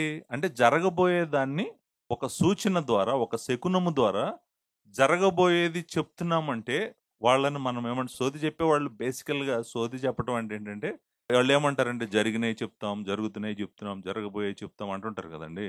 సో, బేసికల్‌గా వీళ్ళ దగ్గరికి మనుషులు ఎందుకెళ్తారంటే, జరిగినయి ఆళ్ళకి ఆల్రెడీ తెలుసు గదండీ! జరుగుతున్నయి గూడా వీళ్ళకి తెలుసు. మనిషికి జరిగిన వాటి మీద ఏ ఇంట్రెస్ట్ లేదు. జరుగుతున్న వాటి మీద అసలు ఇంట్రెస్ట్ లేదు. ఎందుకంటే అవి ఇంకా బాధగున్నాయి. ప్రస్తుతం జరుగుతున్నాయి గాబట్టి. మనిషికి ఏది ఇంట్రెస్టు? జరగబోయేది. సో, వీళ్ళు సోదెగాండ్ర దగ్గరికి, శకునపు గాండ్ర దగ్గరికి ఎందుకెళ్తారు? ఫ్యూచర్‌లో ఏం జరుగుతదని. కానీ దేవుడేమంటున్నాడు? అలాంటియేమి చేయొద్దు. ఎందుకంటే, నా జీవవాక్యమే మీకు తోడుగా ఉంది. ప్రవక్తలే నీతో ఉన్నారు. కాబట్టి మీరు అలాంటి వాళ్ళ దగ్గరికెళ్ళరు. శకునములు చూడకూడదు. మంత్రయోగములు చేయకూడదు అనే మాట ఉంది కదండి. 31 వచనం చూడండి. కర్ణ పిశాచము గల వారి దగ్గరకు పోకూడదు. సోదెగాండ్రను వెదికి వారి వలన అపవిత్రత కలుగు చేసుకోకూడదు. సోదెగాండ్ర అన్న మాట ఉంది కదండి అక్కడ.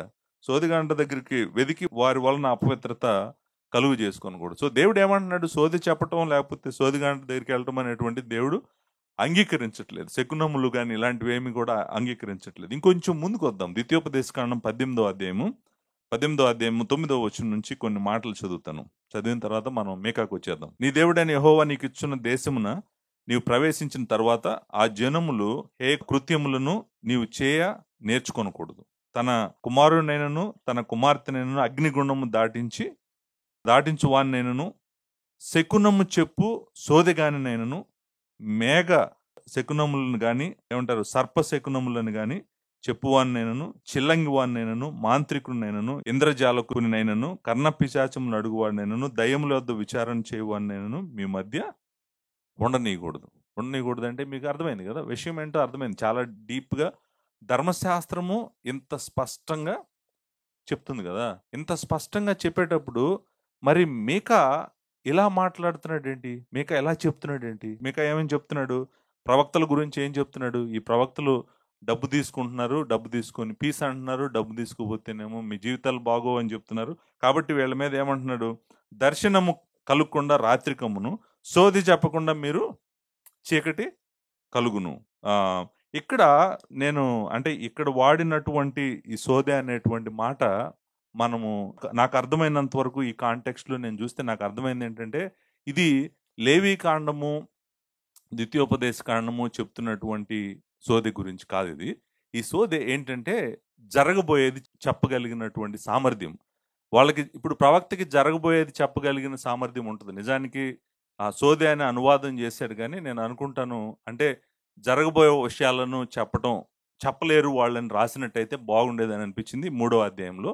సో, అది ఆ సామర్థ్యము ప్రతి ప్రవక్తకు ఉంటది. జరగబోయేటువంటిది చెప్పగలిగిన యెహోవా ప్రకటించాడనుకోండి, యెహోవా చూపించాడనుకోండి వాళ్ళకి. వాళ్ళు చెప్తారు చూడండి యుద్ధానికి వెళ్ళమంటారా? వెళ్ళొద్దంటారు. ఇలాంటిది ఎవరైనా ఒక ప్రవక్తను అడిగామనుకోండి, ప్రవక్త చెప్పగలడు. దేవుడు ప్రకటిస్తే గనక, దేవుడు చూపిస్తే గనక. లేకపోతే వాళ్ళు చెప్పలేరు. సో, నేను అనుకుంటాను ఇక్కడ సోదె అనేటువంటిది అక్కడ లేవీకాండము అంటే ధర్మశాస్త్రంలో చేయకూడదని చెప్పినటువంటి సోది కాదిది. ఇది కేవలము జరగబోయేటువంటి విషయాలు చెప్పగలిగిన సామర్థ్యం వాళ్ళకి లేకుండా చేస్తాననేటువంటిదే నాకు అర్థమైనటువంటి ఇంటర్ప్రిటేషన్ అనమాట. సో, దీంతో మనం వెనక్కొచ్చేద్దాం. వాళ్ళకి ఇంతకీ వాళ్ళ తీర్పేంటి? వాళ్ళ తీర్పేంటంటే అంతా చీకటే. వాళ్ళకేం కనపడదు. అదే కదా! సమ్మరీ అయితే అంతే కదా! మీ దర్శనం కలగకుండా రాత్రి అనేటువంటిది చీకటి. చీకటి కలుగును. సోది చెప్పకుండా చీకటి కలుగును. ఇటు ప్రవక్తలకు సూర్యుడు కనపడకుండా అస్తమించును. పగలు చీకటి పడును. సో, అంటే అర్థం ఏంటంటే వాళ్ళేం చెప్పలేరింక. దేవుడు వాళ్ళతో మాట్లాడడు. వాళ్ళేం చెప్పలేరు. వాళ్ళకి ఎలా ఉంటదో వాళ్ళ జీవితం చుట్టూ అంతా చీకటనమాట. సూర్యుడు లేని చీకటి కమ్మిన జీవితాల్లాగా అయిపోతాయి. అంటే అర్థం ఏంటంటే వీళ్ళు ప్రవక్తలని చెప్పుకుంటూ యెరూషలేము చుట్టూ తిరిగినా గూడా, యెరూషలేము అంతా తిరిగినా, లేకపోతే యూదా దేశం అంతా తిరిగినా, వీళ్ళతో దేవుడు మాట్లాడటం మానేశాడు. వీళ్ళకి దేవుడు ఏమీ చెప్పట్లేదు. దేవుని యొక్క నడిపింపు గాని, దేవుని యొక్క దర్శనాలు గాని ఏమీ రావట్లేదు. వీళ్ళని కంప్లీట్‌గా ఏమంటున్నాడంటే మీరు చీకట్లోనే ఉంటారు. మీరు ప్రవక్తలని ఇక్కడే డౌట్ వస్తుంది. ఏంటంటే ఇంతకుముందు వీళ్ళతో దేవుడు మాట్లాడేవాళ్ళు. వీళ్ళ జీవితాలు మంచిగా ఉన్నప్పుడు, మంచిగా నడిచినప్పుడు దేవుడు మాట్లాడాడు వీళ్ళతో. వీళ్ళు పూర్తిగా అబద్ధ ప్రవక్తలు కాదు. వీళ్ళు ప్రవక్తలే కానీ ఏమైపోయారు over a period of time వీళ్ళు పాడైపోయారు. కాబట్టి దేవుడు ఏమంటున్నాడంటే నేను వీళ్ళతో మాట్లాడకపోతే ఏం జరుగుతది అప్పుడు? అప్పుడు దీర్ఘదర్శులు సిగ్గునొందుతారు. అంతే కదండీ! మాట్లాడలేదనుకోండి, దేవుడు చెప్పట్లేదనుకోండి వీళ్ళతో, ఏమీ కూడా మాట్లాడకపోతే వాళ్ళు సిగ్గే పొందుతారు. అంతేకాదు సోదెగా అంటూ తెల్లబోదురు. తెల్లబోదురు అంటే మీ అందరికి తెలుసు కదా! తెల్లబోవటం అంటే ఏంటి? పాలిపోవటం అంటాం కదా మనం తెలుగులో. తెల్లబోవటం అంటే ఆశ్చర్యపోయి తెల్లబోయినట్టు అయిపోతారు కదండీ. అంటే అర్థం ఏంటంటే, ఇదేంటి ఒకడు చెప్తున్నాడు అది దానేం జరగట్లేదు. సో, అతను ఆశ్చర్యపోతా ఉంటాడు. పాలిపోతా ఉంటాడు. అదే పాలిపోవటం అనేటువంటి మాట. తెల్లబోవటం అనేటువంటి మాట. సో, దేవుడు తమకు ప్రత్యుత్తరం ఇవ్వకుండా చూసి వారు నోరు మోసుకుందురు. అంటే అర్థం ఏంటంటే, దేవుడు వాళ్ళతో మాట్లాడట్లేదని వాళ్ళకి అర్థమైపోద్ది. అర్థమైపోద్ది. ఇంక వాళ్ళేం మాట్లాడకుండా సైలెంట్ అయిపోతారు. అంటే వాళ్ళు దేవుడు వాడుకున్నాడు. కానీ ఎప్పుడైతే దేవుడు వాళ్ళకిచ్చిన కృపని వాళ్ళు మంచిగా వాడలేదో, దేవుడు వాళ్ళ దగ్గర నుంచి తీసేస్తానన్నాడు. ఇక్కడ ఒక మాట అన్నాడు కదా! 8వ వచనంలో, నేనైతే యాకోబు సంతతి వారికి తమ దోషమును, ఇశ్రాయేలీయులకు తమ పాపము కనపరచుటకై యెహోవా ఆత్మావేశము చేత బలముతోనూ, తీర్పు తీర్చు శక్తితోనూ, ధైర్యముతోనూ నింపబడి ఉన్నాను అంటున్నాడు. ఆయన ఏమంటున్నాడంటే, I am filled with spirit, with power, with the spirit of the lord, with justice and with might. అంటే ఈ చూడండి, ఆయన నింపబడ్డాడంట. ఏటితో నింపబడ్డాడంట? ఇక్కడ ఒక 4 ఉన్నాయి కదా! ఆయన ఏటేటితో నింపబడ్డాడంట? ఆత్మతో నింపబడ్డాడంట, బలముతో నింపబడ్డాడంట, తీర్పు తీర్చగలిగిన శక్తితో నింపబడ్డాడంట, ధైర్యంతో కూడా నింపబడ్డాడంట. అంటే దేవుడు నిజమైన ప్రవక్తని ఎలా నింపుతాడో చూడండి. తన ఆత్మతో నింపుతాడు. చూడండి, అందుకే పరిశుద్ధ ఆత్మ దేవుడితో నింపబడినప్పుడు ఒక వ్యక్తి తన కంట్రోల్‌లో ఉండడు. ఫుల్‌గా దేవుని కంట్రోల్‌లోనే ఉంటాడు. అంటే దేవుడు ఏం చెప్తే అది చేస్తాడు. అసలు ఎళ్లి ఒక సామ్రాజ్యానికి ఎదురుగా నిలబడమన్నా నిలబడతాడు. అంత ధైర్యము మనిషికి ఎప్పుడొస్తదంటే పరిశుద్ధాత్మ దేవుని యొక్క నింపుదల ఉన్నప్పుడే వస్తది.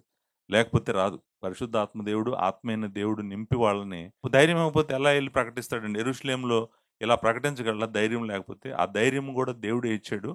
నువ్వు భయపడొద్దు, నువ్వు ధైర్యంగా ఉండు. అంతేకాదు తీర్పు తీర్చు శక్తి అన్నాడు గదండీ! ఆ తీర్పు తీర్చు శక్తి అనేటువంటి మాట కూడా ఇంపార్టెంట్. ఎందుకంటే ఇప్పుడు నిజంగానే తీర్పు తీరుస్తున్నాడు. ఎవరికి? అందరికీ తీర్పు తీరుస్తున్నాడు. మరి తీర్పు తీర్చగలిగినటువంటి శక్తి గూడా ఎవరిచ్చాడని జెప్తున్నాడు? దేవుడే ఇచ్చాడు నాకని జెప్తున్నాడు. నేను తీర్పు తీరుస్తున్నాడు. ఎవరిని? ప్రధానుల్ని, అధికారుల్ని తీర్పు తీర్చాడు. ప్రవక్తలకి తీర్పు తీర్చాడు. యెహోవా చెప్తున్నాడని చెప్తున్నాడు గదా! అంటే నీతి న్యాయాలను ప్రకటించగలిగినటువంటి శక్తి ఈయనకుంది గదా! ఆ శక్తి ఎక్కడి నుంచి వచ్చిందంటే ఈయన ఆత్మపూర్ణుడిగా మనము ఆయనను చూస్తామన్నమాట. సో, రెండవ సెక్షన్‌లో మనము 5వ వచనం నుండి 8వ వచనం వరకు మనం ఏం చూసామంటే అబద్ధ అబద్ధ ప్రవక్తలు వాళ్ళు చేసిన పాపం ఏంటో చూసాము. వాళ్ళ మీదకొచ్చిన తీర్పు ఏంటో చూసాము. ఫస్ట్ సెక్షన్‌లో అధిపతుల మీదకి, ప్రధానుల మీదకి వాళ్ళు చేసిన పాపం ఏంటో చూసాము. వాళ్ళ మీదకొచ్చినటువంటి శిక్ష ఏంటో చూసాము. నేను ఇంకొకటి కూడా గమనించాను. మేబీ ధర్మశాస్త్రం వీళ్ళకి తెలుసని ఇంకా డెప్త్‌లోకి వెళ్ళట్లేదేమో అని కూడా నాకు అనిపించింది. ఎందుకంటే వాళ్ళందరికీ ధర్మశాస్త్రం తెలుసు. ధర్మశాస్త్రం ఏం కోరుకుంటుందో, ప్రవక్తల దగ్గర నుంచి ఏం కోరుకుంటుందో, యాజకుల దగ్గర నుంచి ఏం కోరుకుంటుందో, అధిపతుల దగ్గర నుంచి ఏం కోరుకుంటుందో వీళ్ళందరికీ తెలుసు. వీళ్ళందరికీ తెలిసినటువంటి వాళ్ళే. సో, అందుకని ఈయన తీర్పును ప్రొనౌన్స్ చేసి ముందుకెళ్ళిపోతున్నాడు. ఇందాక చూసారా ఫస్ట్ దాంట్లో కూడా డీటెయిల్స్ చెప్పలేదు. వాళ్ళ మీదకి దేవుడు ఎలాంటి శిక్ష తెస్తాడో చెప్పాడా? చెప్పలేదు. ఎందుకని చెప్పలేదు? అక్కడ కూడా మనకేమనిపిస్తది? అలా వదిలేసి ముందుకెళ్ళిపోయాడనుకోండి మనకేమనిపిస్తది? ఇదేంటి? ఇంత అన్యాయం చేస్తుంటే మీరు కేకలు పెట్టినప్పుడు నేను ఆన్సర్ ఇవ్వను అంటాడు గానీ, అసలు ఈళ్ళని ఏం చేస్తాడో చెప్పాలని ఆశపడతాం గదా మనం. అది చెప్పట్లేదు. దానికి కారణం ఏమై ఉండొచ్చంటే నేను ఆలోచించాను. అంటే ఫస్ట్ కేస్‌లో గూడా డీటెయిల్స్‌లోకెళ్ళలేదు. రెండో కేస్‌లో గూడా డీటెయిల్స్‌లోకెళ్ళలేదు. ఎందుకెళ్ళలేదని నేను ఆలోచిస్తే నాకేమనిపించిందంటే ఆల్రెడీ మొదటి 2 అధ్యాయాలు ఫుల్ డీటెయిల్స్‌లోకెళ్ళాడు. ఏం జరుగుతది? వాళ్ళొచ్చినప్పుడు ఎవరొస్తారు? ఎవరొచ్చి ఎలా నాశనం జేస్తారు? ఏ పట్టణం ఎలా నాశనం అయిపోద్ది? చాలా డీటెయిల్డ్‌లో ఎళ్ళాడు మొదటి 2 అధ్యాయాల్లో. నేననుకుంటాను అందుకని అక్కడికొచ్చి ఆగిపోతున్నాడు. ఇంకా ఫర్దర్ ఎళ్ళకుండా ఓకే. మీ సంగతి దేవుడు ఇలా తీర్పు తీరుస్తానంటున్నాడు. ఇలా తీర్పు తీరుస్తానంటున్నాడు అని చెప్పి ముందుకెళ్ళిపోతున్నట్టుగా నాకు అనిపిస్తా ఉంది. సో, మూడో పాయింట్ 9వ వచనం నుంచి 12వ వచనం వరకు. ఇప్పుడు అందరిని పిలుస్తున్నాడు. ఒక్కొక్కళ్ళని అందరిని పిలుస్తున్నాడు. ఇప్పుడు చూడండి. ఇక్కడికొచ్చేటప్పటికే మూడో పాయింట్ నేనేం చెప్పాను? అద్భుతమైన నటన. అద్భుతమైన నటన. అసలు ఎవరు నటిస్తుంది? నటించేవాళ్ళెవరు? ఎలాంటి నటన? నటన అంటే మీకు ఇంకొక మాట పర్యాయ పదము చెప్పాలంటే వేషధారణ. పర్యాయ పదం ఏంటంటే వేషధారణ. వేషధారణ అంటే ఏంటంటే లోపల వాళ్ళు వేరు, బయటికి వాళ్ళు వేరు. అంటే వీళ్ళలో ఉన్నటువంటి ఇంకొక పెద్ద ప్రాబ్లం కూడా చెప్తున్నాడు ఇక్కడ. ఇక్కడికి వచ్చేటప్పటికే అందరిని తీసుకొచ్చాడు. ఎవరిని?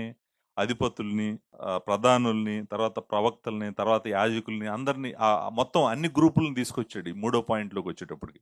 9వ వచనం, యాకోబు సంతతి వారి ప్రధానులారా, ఇశ్రాయేలుల అధిపతులారా, న్యాయమును తృణీకరించుచు దుర్నీతిని నీతిగా ఎంచువారులారా, ఈ మాట ఆలకించుడి.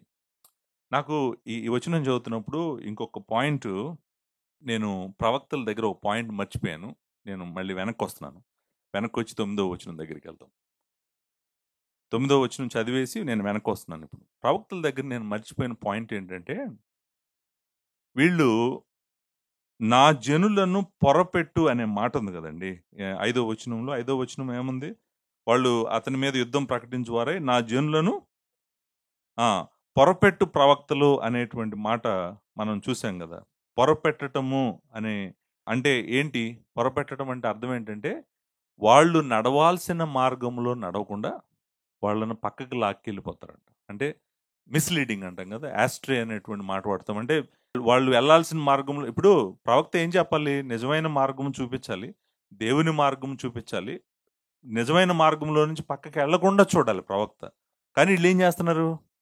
వీళ్ళు ఏం చేస్తున్నారంటే వాళ్ళని నిజమైన మార్గంలోకి వెళ్లకుండా పక్కకి లాక్కెళ్ళిపోతున్నారు. పక్కకి లాక్కెళ్ళిపోతాం అనేటువంటిది వాళ్ళు చేసినటువంటి పాపం. అంటే అబద్ధం చెప్పి పక్కకి లాక్కెళ్ళిపోతున్నారు అనేటువంటిది వాళ్ళు చేసిన పాపము. నేను ఇందాక ఆ మాట మెన్షన్ చేయటం మర్చిపోయాను. నాకు 9వ వచనం చదువుతుంటే అది గుర్తొచ్చింది అనమాట. సో 9వ వచనానికి వచ్చేద్దాం. ఇక్కడ ఏమంటున్నాడు? ఇశ్రాయేలీల అధిపతులను పిలుస్తున్నాడు, మళ్ళీ ప్రధానులను పిలుస్తున్నాడు. వాళ్ళు ఆల్రెడీ మొదటి వచనంలో వచ్చారు వీళ్ళిద్దరు. వాళ్ళని మళ్ళీ పిలుస్తున్నాడు. పిలిచి ఏమంటున్నాడు చూడండి, న్యాయమును తృణీకరించుచు దుర్నీతిని నీతిగా ఎంచువారులారా, ఈ మాట ఆలకించుడి. ఇప్పుడు చూడండి, న్యాయమును తృణీకరించటము అంటే ఏంటో మీకు అర్థమైంది. అంటే అర్థం ఏంటంటే, వాళ్ళకి న్యాయం అంటే ఇష్టం లేదు. వాళ్ళకి న్యాయం అంటే ఇష్టం లేదు. యెహోవాకు న్యాయం అంటే ఇష్టం. యెహోవాకు న్యాయం అంటే ఇష్టం లేదు. వీళ్ళకంట న్యాయం అంటే ఇష్టం లేదంట. They detest, they hate justice. మరి మామూలుగా చెప్పాలంటే దే హేట్ జస్టిస్. మరి దేన్ని ఇష్టపడతారంట? దేన్ని ఇష్టపడతారంటే దుర్నీతిని నీతిగా ఎంచువారులరా. అంటే అర్థం ఏంటంటే, వంకర నడకలు ఉంటాయి కదా, వంకర మార్గాలు ఉంటాయి కదా, అన్యాయం మోసం ఉంటుంది కదా. నువ్వేంటి అన్ని వంకరలు నడుస్తున్నావు, అంత వంకరగా ఉంది నీ జీవితం అంటే అంటారంట. నా జీవితం ఎక్కడ వంకరలు ఉంది, అంత స్ట్రైట్గా ఉంది చూడంటారంట. అంటే స్ట్రైట్గా ఉందంటే ఏమని చెప్తున్నారు ఇప్పుడు వీళ్ళు ఏం చెప్తున్నారంటే, దుర్నీతిని నీతిగా ఎంచుతున్నారంటే అర్థం ఏంటంటే, వీళ్ళు దుర్నీతిని దుర్నీతిగానే ఎంచాలి, దుర్నీతిని నీతిగా ఎంచకూడదు. అలాగే న్యాయాన్ని తృణీకరించకూడదు, న్యాయాన్ని ప్రేమించాలి. సో అంటే వీళ్ళు బేసికల్గా వీళ్ళ జీవితాల్లో దేవుడు వ్యక్తిత్వం కానీ, ధర్మశాస్త్రం కానీ, దేవుని వాక్యం కానీ ఏదీ లేదు. దానికి ఎగ్జాక్ట్గా ఆపోజిట్ ఉంది వాళ్ళ జీవితాల్లో అని వాళ్ళని అంటూ ఏమంటున్నాడు చూడండి 10వ వచనంలో, నరహత్య చేయుట చేత సియోనును మీరు కట్టుదురు, దుష్టత్వము జరిగించుట చేత యెరూషలేమును మీరు కట్టుదురు. చూడండి ఏమంటున్నాడంటే, వాళ్ళు మనుషుల జీవితాలు ఆఖరికి పాడైపోవటం కాదు, మనుషులు చచ్చిపోయినా కూడా వీళ్ళేమి పట్టించుకోవట్లేదు. మనుషుల యొక్క రక్తం మీద కడుతున్నారండి. వాళ్ళు ఇల్లు కట్టినా, పట్టణం కట్టినా, ఏం కట్టినా. ఇక్కడ కొంతమంది ఏమంటారంటే ఈ వచనాన్ని చూసి, రాజులు ప్రాకారాలు కట్టించడానికి లేకపోతే లోపల వాటర్ టన్నెల్స్ అవి చేస్తున్నప్పుడు పేదవాళ్ళని, కూలీలని చాలా ఎక్కువ వాడారు, వాళ్ళ మీద రాళ్ళు పడి చాలా మంది చనిపోయారు, రక్తం చింది అలా కట్టబడింది పట్టణం కానీ లేకపోతే ప్రాకారం కానీ అని అంటారు. నేను అనుకుంటాను ఇక్కడ కాంటెక్స్ట్ అది కాదు, సందర్భం అది కాదు. అయి ఉండొచ్చు, అది ఒక మీనింగ్ అయి ఉండొచ్చు. అంటే అక్కడ ఏమన్నాడంటే, నరహత్య చేయుట చేత సియోను మీరు కట్టుదురు, దుష్టత్వం జరిగించేట యెరూషలేము మీరు కట్టుదురు అనే మాట ఉంది కదండి. ఈ మాటలు అర్థం ఏంటంటే, ఇప్పుడు చూడండి, అన్యాయపు సిరితో ఇల్లు కట్టాడు అని అంటాం కదా, మనం కూడా అంటాం. వీడు దుర్మార్గపు సిరితో, అన్యాయం సిరితో చాలా మంచి బంగ్లా కట్టాడు అన్నాం అనుకోండి, దాని అర్థం లేకపోతే వాళ్ళ రక్తం తాగి వడ్డీలు లాగి లాగి లాగి లాగి చాలా ధనవంతుడై ఇల్లు కట్టాడు అన్నాం అనుకోండి, మనం దాని అర్థము ఏంటి? దాని అర్థం వాళ్ళని తీసుకెళ్ళి నిజంగా ఆ బిల్డింగ్ కింద వేసి రక్తం కట్టాడని కాదు కదా. సో నేను అనుకుంటాను, వీళ్ళు చేసిన అన్యాయం వల్ల కొంతమంది చనిపోయి ఉండొచ్చు. వీళ్ళు చేసిన అన్యాయాల వల్ల, దుర్మార్గాల వల్ల పేదల దగ్గర లాగేసుకున్నారు అనుకోండి, పేదలకు ఏమీ లేకుండా చేశారు అనుకోండి, వాళ్ళ ఆస్తులు పట్టుకున్నారు అనుకోండి. మొదటి 2 అధ్యాయాలు చూసాం ఏం చేశారు. వాళ్ళు ఇళ్ళు పట్టుకున్నారు, ఆస్తులు లాక్కున్నారు, అన్నీ లాక్కున్నారు. లాక్కున్నప్పుడు మనుషులు చనిపోయి ఉండొచ్చు. వాళ్ళేమంటారంటే, "నువ్వు కడుతున్న కట్టడాలన్నీ గూడా, నీ ఇళ్ళన్నీ గూడా ధనవంతులారా, పవర్‌ఫుల్ పీపులారా, మీరు పేదలను చంపి, లేకపోతే అన్యాయంగా చేసి మీరు ఇదంతా కడుతున్నారు. మిమ్మల్ని దేవుడు చూస్తున్నాడు" అనేటువంటిదే నేను అనుకుంటాను 10వ వచనం యొక్క ఇంటర్ప్రిటేషను. 11వ వచనము, జనుల ప్రధానులు లంచము పుచ్చుకొని తీర్పు తీరుస్తున్నారు. చూసారండి? న్యాయాధిపతులు లంచం తీసుకోవచ్చా? జడ్జి లంచం తీసుకోవచ్చండి? జడ్జి లంచం తీసుకుంటే ఏం జరుగుతదండి? జడ్జి లంచం తీసుకుంటే ఏం జరుగుతుందో చెప్పమంటారా? నీతిమంతుడికి అన్యాయం జరుగుతది. దుర్మార్గుడికి తప్పించుకొని వెళ్ళిపోతాడు. న్యాయం జరగదు వాడికి. దుర్మార్గుడు తప్పించుకుంటాడు. నీతిమంతుడు శిక్ష పడతది. అమ్మో! నేను అనుకుంటాను ఏ జడ్జి అయినా గూడా, భూమి మీద ఏ జడ్జి అయినా గూడా డబ్బులు తీసుకున్నాడంటే చాలా దారుణంగా ఉంటది అతని లైఫ్. అతని లైఫ్ దారుణంగా దేవుడే జేస్తాడు. భూమి మీద జేస్తాడు. నిత్యత్వంలో గూడా జేస్తాడు. ఇక్కడ ఇప్పుడు ఈళ్ళేం జేస్తున్నారంటే లంచం పుచ్చుకొని తీర్పు తీరుస్తున్నారు. అంటే అర్థం ఏంటి? ఆ బ్రైబ్ తీసుకుంటాడు. బ్రైబ్ తీసుకొని దుర్మార్గుడిని వదిలేస్తాడు. నీతిమంతుడిని శిక్షిస్తాడు. నిజానికి నీతిమంతుడికి తోడుగా ఉండి దుర్మార్గుడిని శిక్షించాల్సినటువంటి న్యాయాధిపతి లంచం పుచ్చుకుంటున్నాడు. సో, భూమి మీద చాలామంది దుర్మార్గపు న్యాయాధిపతులు ఉన్నారు. అందులో డౌటే లేదు. మనం దేవుని వాక్యంలో కూడా చాలా సార్లు చూస్తాం. కాకపోతే దేవుడేమంటున్నాడంటే, మీరు మీ పైన ఎవరు లేరని మీరు అనుకుంటున్నారేమో. నేను చూస్తున్నాను మొత్తం. నేనేం జేయాలో నేను జేస్తాను. అయిపోయింది. సో, ఆళ్ళు లంచం తీసుకుంటున్నారంట. యాజకులు కూలికి బోధించుదురు. కూలికి బోధించడం అంటే ఏంటంటే డబ్బులిస్తే బోధిస్తారంట. గాడ్స్ వర్డ్ చెప్పమన్నారనుకోండి ఎవరైనెళ్లి, యాజకులకు దేవుడు ఇచ్చిన ఆజ్ఞ ఏంటంటే, లేవీలు దేవుని వాక్యం బోధించాలి. దేవుని వాక్యం చెప్పమంటే ఏమంటున్నారు? డబ్బులిస్తే చెప్తారంట. లేకపోతే చెప్పరంట. సో, వాళ్ళకి దేవుడేమన్నాడు? మీకు నేనే స్వాస్థ్యము.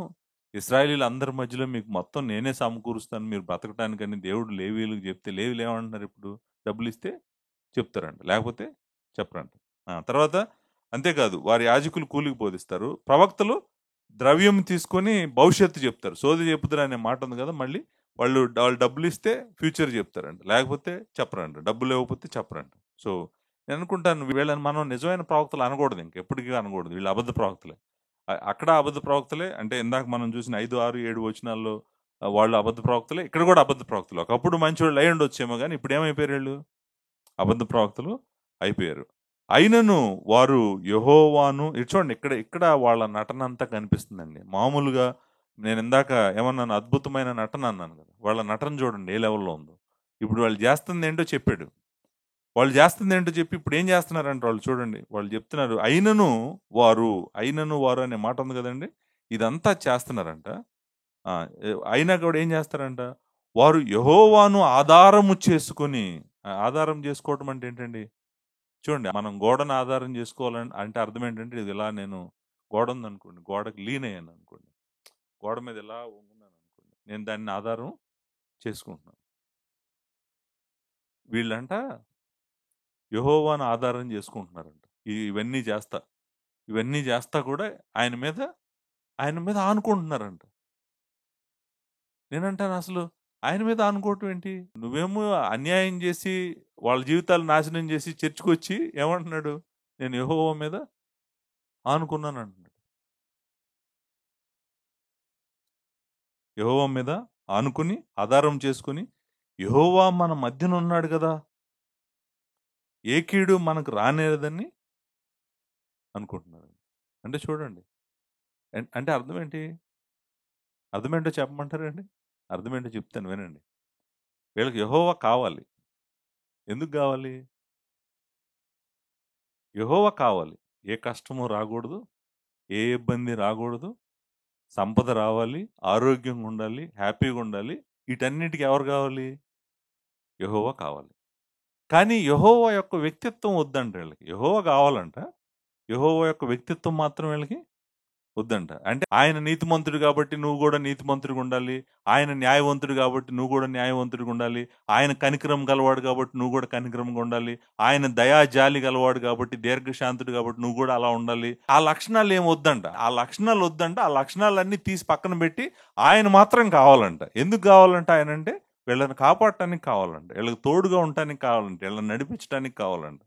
అంటే చూడండి అసలు ఎంత ఏమి నటనో చూడండి. ఇది మామూలు నటన. నేను అందుకే అంటున్నాను అనమాట. చాలాసార్లు ఒక వ్యక్తి అన్యాయం చేస్తూ, మోసం చేస్తూ, దుర్మార్గం చేస్తూ వచ్చి చర్చికి వచ్చి ప్రైజ్ ది లార్డ్ వండర్ఫుల్ మనం దేవుడి సంకల్పం చేయాలన్నాడు అనుకోండి, మనకేమనిపిస్తుంది? ఏంటి ఆ రకంగా వడ్డీలు తీసుకుంటున్నాడు, ఇక్కడికి వచ్చాము దేవుడి సంకల్పం చేయాలంటాడు.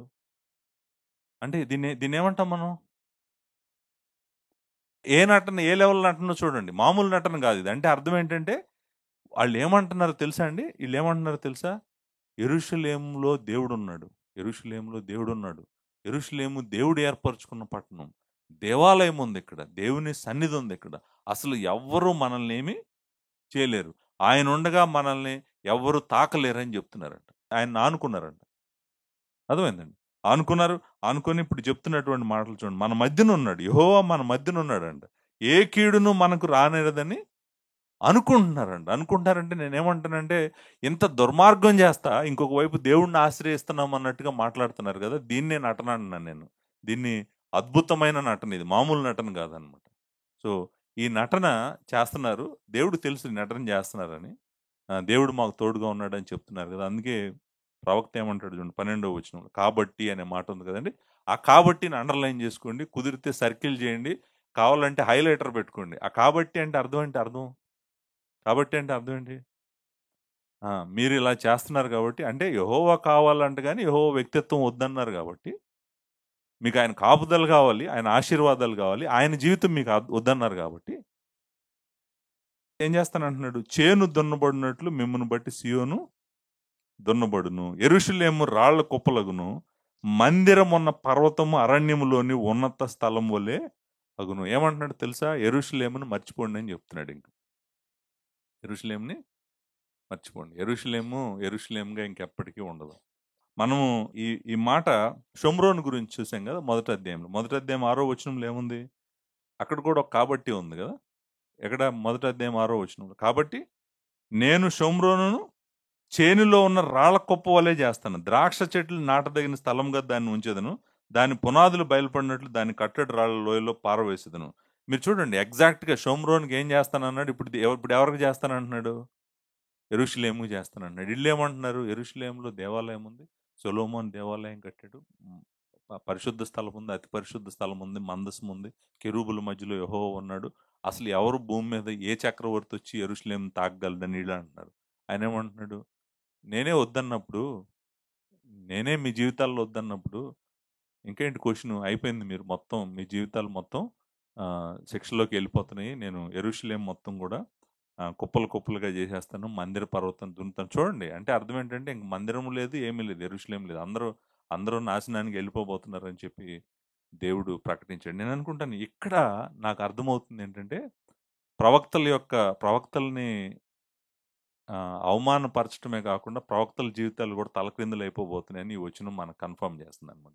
అధిపతులు, తర్వాత ప్రధానులు, తర్వాత ప్రవక్తలు, తర్వాత యాజకులు అందరి జీవితాలు ఏమైపోతున్నాయి?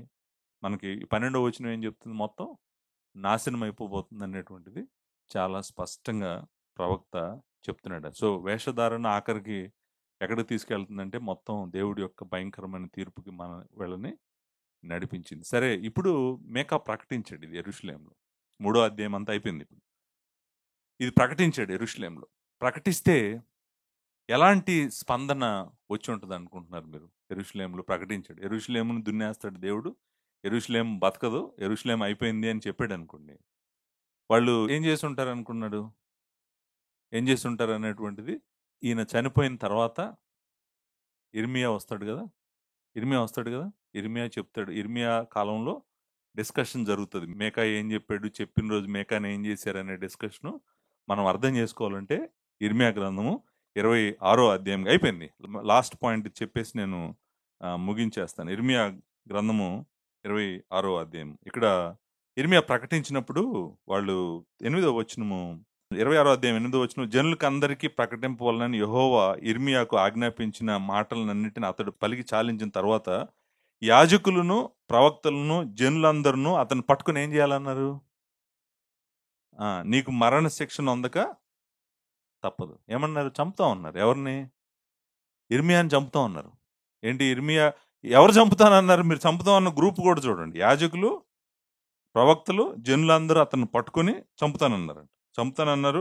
ఎందుకు చంపుతానన్నారంట? 9వ వచనం చూడండి. యెహోవా నామమును బట్టి ఈ మందిరము షిలోహు వలె నగునని, ఈ పట్టణము నివాసం లేక పాడైపోవునని నీవేళ ప్రకటించుచున్నావు అనుచు ప్రజలందరూ యెహోవా మందిరంలో యిర్మీయా వద్దకు కూడి వచ్చారు. యిర్మీయా ఏం చెప్పాడు తెలుసా? యెరూషలేమును మర్చిపోండి, యెరూషలేము లేదు, ఏమీ లేదు, మొత్తం ఫినిష్ అయిపోతుంది, దేవుడు తీసేయబోతున్నాడు దీన్ని అంటే పట్టుకున్నారు. పట్టుకొని ఏమంటున్నారు? యిర్మీయాని చంపుదాం అంటున్నారు.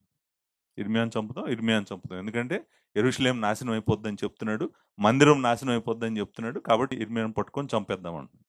చంపేద్దామంటే చూడండి, మీరు కొంచెం ముందుకు వస్తే 11వ వచనం చూడండి. 11వ వచనంలో యాజకులను, ప్రవక్తలను, అధిపతులతోనూ సమస్త ప్రజలతోనూ ఎలాగండ్రి, మీరు చెవులారా వినిన ప్రకారం ఈ మనుషుడు ఈ పట్టణమునకు విరోధంగా ప్రవచించున్నాడు గనుక ఇతడు మరణమునకు పాత్రుడు. అంటే యిర్మీయా ఏమన్నాడో తెలుసా? నేను ఇక్కడే ఉన్నాను, మీరు ఏం చేసుకోవాలనుకుంటే అది చేసుకోండి అన్నాడు. ఏమన్నాడు?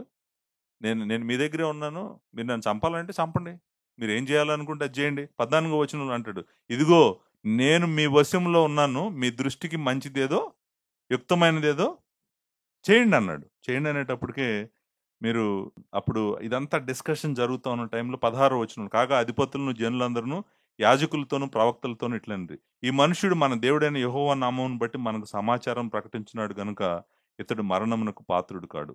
మరియు దేశమందలి పెద్దలలో కొందరు లేచి సమాజముగా కూడిన జనులతో ఈ మాటలు పలికారంట. పెద్దలు కొంతమంది లేచి మాటలు అన్నారంట. ఆ గీత ఉంది కదండి 18వ వచనంలో, వాళ్ళు ఏం మాటలు అన్నారో చెప్తున్నాడు అనమాట. యోధా రాజైన హిజ్కియా దినములలో మొరస్తీయుడైన మేకా ప్రకటించుచుండెను. చూడండి మళ్ళా ఇప్పుడు మేకా ఎవరి కాలంలో ప్రవచించాడని ఉందండి దేవుని వాక్యంలో, మీకు గుర్తుందా? మేకా ఎవరి కాలంలో ప్రవచించాడు? యోతాము, ఆహాజు, హిజ్కియా. ఇక్కడ ఏమంటున్నాడు? హిజ్కియా దినములలో మొరస్తీయుడైన మేకా ప్రవచించుండెను, అతడు యోధా జనులందరితో ఇట్లు ప్రకటించు వచ్చును, సైన్యములకు అధిపతి యెహోవా ఇలా సెలవిచ్చున్నాడు, చేను దున్నబడినట్లు మిమ్మును బట్టి సియోను దున్నబడును, యెరూషలేము రాళ్ల కుప్పలగును, మందిరమున్న పర్వతము అరణ్యములోని ఉన్నత స్థలముల వలె. ఎగ్జాక్ట్ కోట్ వస్తుంది చూడండి. 3:12 ఏం చేశారు ఇక్కడ? కోట్ చేశారు వాళ్ళు పెద్దలు. ఏమన్నారు? అప్పుడు మేకా చనిపోయి కూడా చాలా సంవత్సరాలు అవుతుంది. యిర్మీయా దగ్గర మాట్లాడితే పెద్దలు నిలబడి ఏమన్నారు? మేకా గ్రంథం 3వ అధ్యాయం 12వ వచనం కోట్ చేశారు. కోట్ చేసి ఏమన్నాడు చూడండి, అలా అలా ప్రకటించాడు. అట్లు పలికినందున మేకా అట్లు పలికినందున 19వ వచనం, యోధా రాజైన హిజ్కియా అయినను యోధా జనుల్లో మరి ఎవరైనాను అతన్ని చంపిరా అని అడుగుతున్నారు. చంపారా? మేకాని చంపారా? చంపలేదు. ఆన్సర్ ఏంటో తెలుసు? చంపలేదు కదా. యెహోవా వారికి చేసేదనని తాను చెప్పిన కీడును చేయక సంతాపపడినట్లు రాజు యెహోవా యందు భయభక్తులు కలిగి యెహోవా దయను వేడుకొనెను కదా, మనము ఈ కార్యము చేసిన యెడల మన మీదకే గొప్ప కీడు తెచ్చుకుందామని చెప్పి. చూడండి ఏం జరిగిందో తెలుసా అండి? మీకా గ్రంథము 3వ అధ్యాయం ప్రకటించినప్పుడు రాజు మారాడు. రాజు మారటం కాదు, ఏమన్నాడంటే పశ్చాత్తాపడ్డాడంట. అయ్యో మేము ఇంత భయంకరమైన పాపం చేస్తున్నామా, ప్రభువా మమ్మల్ని క్షమించు అని మేకా ప్రీచింగ్ ఒక రాజుని మార్చింది. అంటే మార్చిందని చెప్తున్నారు. మార్చింది. మేకా ప్రకటించాడు యెరూషలేములో. ప్రకటించినప్పుడు రాజు పశ్చాత్తాపడ్డాడు. అందుకే దేవుడు ఆ తీర్పు వెంటనే రాలేదు, ఆగింది. నిజానికి హిజ్కియా టైంలో రాలేదు. తర్వాత వస్తుంది అనమాట. తర్వాత రాజులు దేవుడిని వదిలిపెట్టినప్పుడు అప్పుడు దేవుని తీర్పు వస్తుంది. కానీ హిజ్కియా కాలంలో దేవుడు కనికరించాడు. ప్రకటించినప్పటికీ కూడా ఈ తీర్పు వస్తుందని దేవుడు ఆగాడు. దానికి కారణము హిజ్కియా మారాడు. రాజు హృదయం మారింది. మేకా యొక్క ప్రీచింగ్ దేవుడు వాడుకున్నాడు ఆ పట్టణాన్ని అప్పుడు ఆపద నుంచి కాపాడటానికి. సో దీంతో మనం 3వ అధ్యాయము కంప్లీట్ చేసాము. 4వ అధ్యాయం నుంచి 5వ అధ్యాయము మనము ఫాస్ట్ ఫార్వర్డ్ ముందుకు వెళ్తాము, చాలా ముందుకు వెళ్తాము. ప్రభు రాకడలో 1000 ఏళ్ల పరిపాలన అటువైపు తీసుకెళ్ళబోతున్నాడు మనల్ని. ఇప్పుడు చూడండి, యెరూషలేం అయిపోయింది.